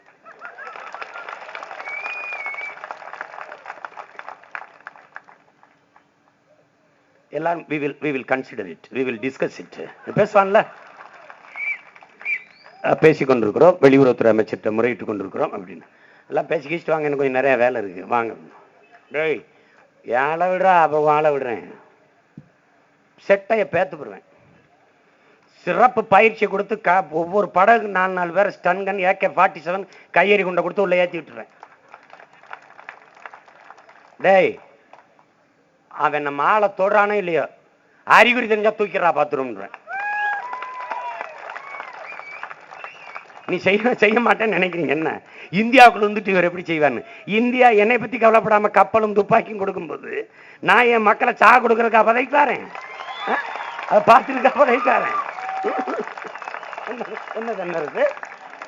என் ஆத்தா அக்கா, என் அக்கா தங்கச்சி தாலி இருக்கிறத பார்க்க வாடா நாங்க தமிழங்க பதைக்கு வாரோம், பிச்சு புடுவேன். நீ நினைச்சுக்கிட்டு இருக்கா? நீ தொலைச்சிருவேன். ஒரே நாள் ராத்திரியில கச்சத்தீவு முற்றுகிட்டு 50,000 போலீஸ் போர்ஸை நிறுத்தி கொடியேற்றிடுவேன். இந்திய கொடியை முதல்ல இந்திய கொடியை ஏற்றிடுவேன். போட்டு நம்ம நாடு தான் பாரத நாடு, பைந்தமிழர் நாடு, இந்திய நாடு, என் நாடு. இமயத்துல போய் கொடியேற்றிட்டு வந்தா என் பாட்டன் இமயவரமன் நெடுஞ்சேரநாதன், அது என் நாடு தான். அங்கிருந்து கல்லெடுத்து வந்து எங்கள் அப்பத்தா முப்பாத்தாள் கண்ணகி பெருமாட்டிக்கு சேரன் செங்குட்டுவன் கோயில் கட்டினான்னு அது ஏன் நாடு. புரட்சியாளர் அண்ணல் அம்பேத்கர் சொல்லுகிறார், இந்திய நாட்டை, இந்த நிலப்பரப்பை இந்துக்கள் நாடு என்று சொல்வதை நான் ஏற்க மாட்டேன். இந்த நிலப்பரப்பு முழுதும் தமிழை தாய்மொழியாக கொண்ட நாகர்கள் தான் பரவி வாழ்ந்தார்கள். என்னுடைய மூதாதையர் மொழி கூட தமிழ்தான் என்று அண்ணல் அம்பேத்கர் சொல்றார். அதையே அருமை பெருமகன் ஐயா ஜோதிபாசன் சொல்றார், அம்பேத்கர் சொல்றது சரிதான் என்று. சிந்து சமவெளி நாகரிகமே ஏன் நாகரிகம்? ஏன் நாடு? அந்த கொடிக்கு, அந்த சுதந்திரத்துக்கு என் பாட்டன் ரத்தம் சிந்திருக்கான், தூக்குல தங்கியிருக்கான். என்னுடைய பாட்டன் மாடு கூட இழுக்க திணறுகிற செக்கை என் பெரும்பாட்டன் வாவு சிதம்பரனார் இழுத்திருக்கான். இந்த நாட்டில் என் நாடு, அந்த கொடியை ஏத்துவேன். பக்கத்துல என் கொடி ஒன்று இருக்குது, அதையும் ஏத்துவேன். வம்பிழுத்து விடுவேன். வாடா பேசிக்கிறோம்ட்டு. என்ன நீ ஆட்டம் காட்டிட்டு இருக்க? என்ன சேட்டை? 1.25 கோடி சிங்களன், 13 கோடி தமிழன், 13 கோடி. நாங்க எல்லாரும் சேர்ந்து எச்சு துப்புனா மூழ்கி போயிடுவான் சிங்களன். எங்க இருக்கான்னு தெரியாது. என்ன சேட்டை, என்ன ஆட்டம்? எங்க அக்கா தங்கச்சி நீங்க அர்ப்பணிச்சென்ன, கதற விட்டதென்ன, ஓட விட்டதென்ன? டேய், உலக வரலாற்றில் இங்க பார், அண்ணல் அம்பேத்கர் சொல்றார், வரலாற்றில் நிராகரிக்கப்பட்ட இனத்தின் மக்கள் தங்களுக்கான வரலாற்றை ஒரு நாள் எழுதுவார்கள் என்று. எழுத வந்திருக்கிற பிள்ளைகள், வரலாற்றை படைப்பவனுக்கு வரலாற்றை எழுத நேரம் இருக்காது என்கிறார் என்னுயிர் தலைவன் மேதகுவே பிரபாகரன் அவர்கள். நாங்கள் வரலாற்றை படைப்போம். நினைக்கிற எப்படி என் தாய் நிலத்தை விட்டு எனது இன மக்கள் அந்நிய தேசங்கள் எங்கும் அண்டி ஒண்டி போய் எதிரிகளாக நிற்கிறோமோ, அப்படி ஒரு நாள் சிங்களன் தன் தாய் நிலத்தை விட்டு ஊரு தேசம் எல்லாம் ஓடுகிற காலத்தை மான தமிழ் பிள்ளைகள் உருவாக்குவோம். அவ்வளவுதான் முடிஞ்சிச்சு, அவ்வளவுதான் முடிஞ்சிச்சு. நீ எவன் வரப்போறான்ட்டு இனிமேதான் ஆரம்பிக்கவே போறோம். என் தலைவனின் ஆயுதம் மிச்சம் வைத்ததை அவன் பிள்ளைகள் அரசியலால் வென்று முடிப்போம், அறிவாயுதம் ஏந்தி வென்று முடிப்போம். அது ஒருத்தன் எடுக்க முடியாது. ஒண்ணா சொல்லணும் அப்படின்னா பல மணி நேரம் பேசிக்கொண்டிருக்கணும். அதனாலதான் கோடி கனவு கொண்டோம் என் சொந்தங்களே, அதை கூடி நிறைவேற்ற வாருங்கள் என்று கூப்பிட்டு நிற்கிறோம். எங்களை நல்லா பாருங்க, வேற்றுக்கிரக வாசிகள் மாதிரி இருக்குதா? உங்க கூட்டத்துல ஒருத்தன் தான் நாங்களும். நாதி இல்ல, நாதியற்று நின்றோம், நம்பிக்கையற்று போகாம வந்து நிக்கிறோம். இந்த மண்ணை மக்களை காக்க யாரும் வேற எங்க வெளியில இருந்து வர போறாங்களா? பார்த்தோம், ஒருத்தன் இல்ல. உங்க வயிற்றுல இருந்து வந்த பிள்ளைகள், உங்க உடன் பிறந்த பிள்ளைகள் வந்து நின்றுட்டோம். எப்படி, என்ன நம்பிக்கையில சீமான் 234 போட்டி போட்டீங்க? ஏய், ஏன் நாடுடா அது, என் நிலம். எதுவரை உன் மொழி நீள்கிறதோ அதுவரை உன் நிலம், எதுவரை உன் மொழி வாழ்கிறதோ அதுவரை உன் இனம். நிலமில்லாத இனமும் நிர்வாண உடலும் அவமானகரமானது என்று என்னுயிர் தலைவன் மேதகுவே பிரபாகரன் அவர்கள் சொல்கிறார்கள். என் இன மக்கள் நாங்க தான் வெல்லுவோம். மான தமிழ் மக்கள், வீர மறவர்கள், நாங்க தான் வெற்றி கொள்வோம். அதுல எந்த மாற்றம் இல்லை. வந்தவன் போனவனுக்கெல்லாம் வாக்கு செலுத்தி வசதியா ஆழம் வச்ச எனது அன்பு சொந்தங்கள், என் பெற்றோர்கள், உடன் பிறந்தவர்கள், சொந்த பிள்ளைகளுக்கு வாக்கு தர மாட்டார்களா? அசைக்க முடியாத நம்பிக்கையில் நிற்கிறோம். என் மக்கள் தங்கள் மதிப்புமிக்க வாக்கை அவர்கள் பிள்ளைகள் எங்களுக்கு தந்து வெற்றி பெற செய்வார்கள் என்று அசைக்க முடியாத நம்பிக்கையில் நிற்கிறோம். அந்த நம்பிக்கையில் தான் ஊழல் லஞ்சமற்ற உண்மையும் நேர்மையும் முழுமையமான மக்களாட்சியை இந்த மண்ணிலே நிறுவுவது என்ற புனித கனவோடு உங்கள் பிள்ளைகள் நிற்கிறோம். அறிவார்ந்த எனது சொந்தங்களே, நண்பு உடன் பிறந்தார்களே, புதிதாக வாக்கு செலுத்த இருக்கிற என் தம்பி தங்கைகளே, உங்களின் வாக்குகளை உங்கள் உடன் பிறந்தவன், உங்கள் அண்ணன்கள், உங்கள் தம்பிகள் எங்களுக்கு வாக்கு செலுத்தி எங்களை வலிமை மிக்க சக்தியாக மாற்றுங்கள். இந்த தொகுதியிலே போட்டியிடுகிற என்னுடைய அன்பிற்கினிய தலைவர் வாசவர்களுக்கு இந்த இரட்டை மெழுகுவர்த்தி சின்னத்திலே உங்கள் வாக்கை செலுத்தி வெற்றி பெற செய்யுங்கள். அதே போல அம்பத்தூரில் நிற்கிற நமது அன்பு தென்னரசன், ஆவடியில் நிற்கிற தம்பி நல்ல தம்பி அவர்கள், பூந்தமல்லியிலே நிற்கிற தம்பி பொன்னரசு அவர்களுக்கு இந்த இரட்டை மெழுகுவர்த்தி சின்னத்திலே வாக்கு செலுத்தி நீங்கள் வெற்றி பெற செய்யுங்கள். என் அன்பு மக்களே, இது சின்னம் அல்ல, மாற்றத்திற்கான எண்ணம். நீங்கள் எடுக்கும் முடிவு நம் இனத்திற்கான விடிவு. உங்கள் ஒவ்வொருவர் வாக்கும் நம் இனம் காக்கும், நம் மண்ணை காக்கும், தமிழர் இனத்தின் மானத்தை காக்கும் என்பதை மறந்து விடாமல் வாக்கு செலுத்துங்கள். நாம் தமிழர் கட்சிக்கு இரட்டை மெழுகுவர்த்தியில் வாக்கு செலுத்துங்கள். நாளைய தலைமுறைக்கு வாழ்வழியுங்கள். மான தமிழ் மக்களே, மாற்று அரசியலுக்காக இரட்டை மெழுகுவர்த்தியில் வாக்களியுங்கள்.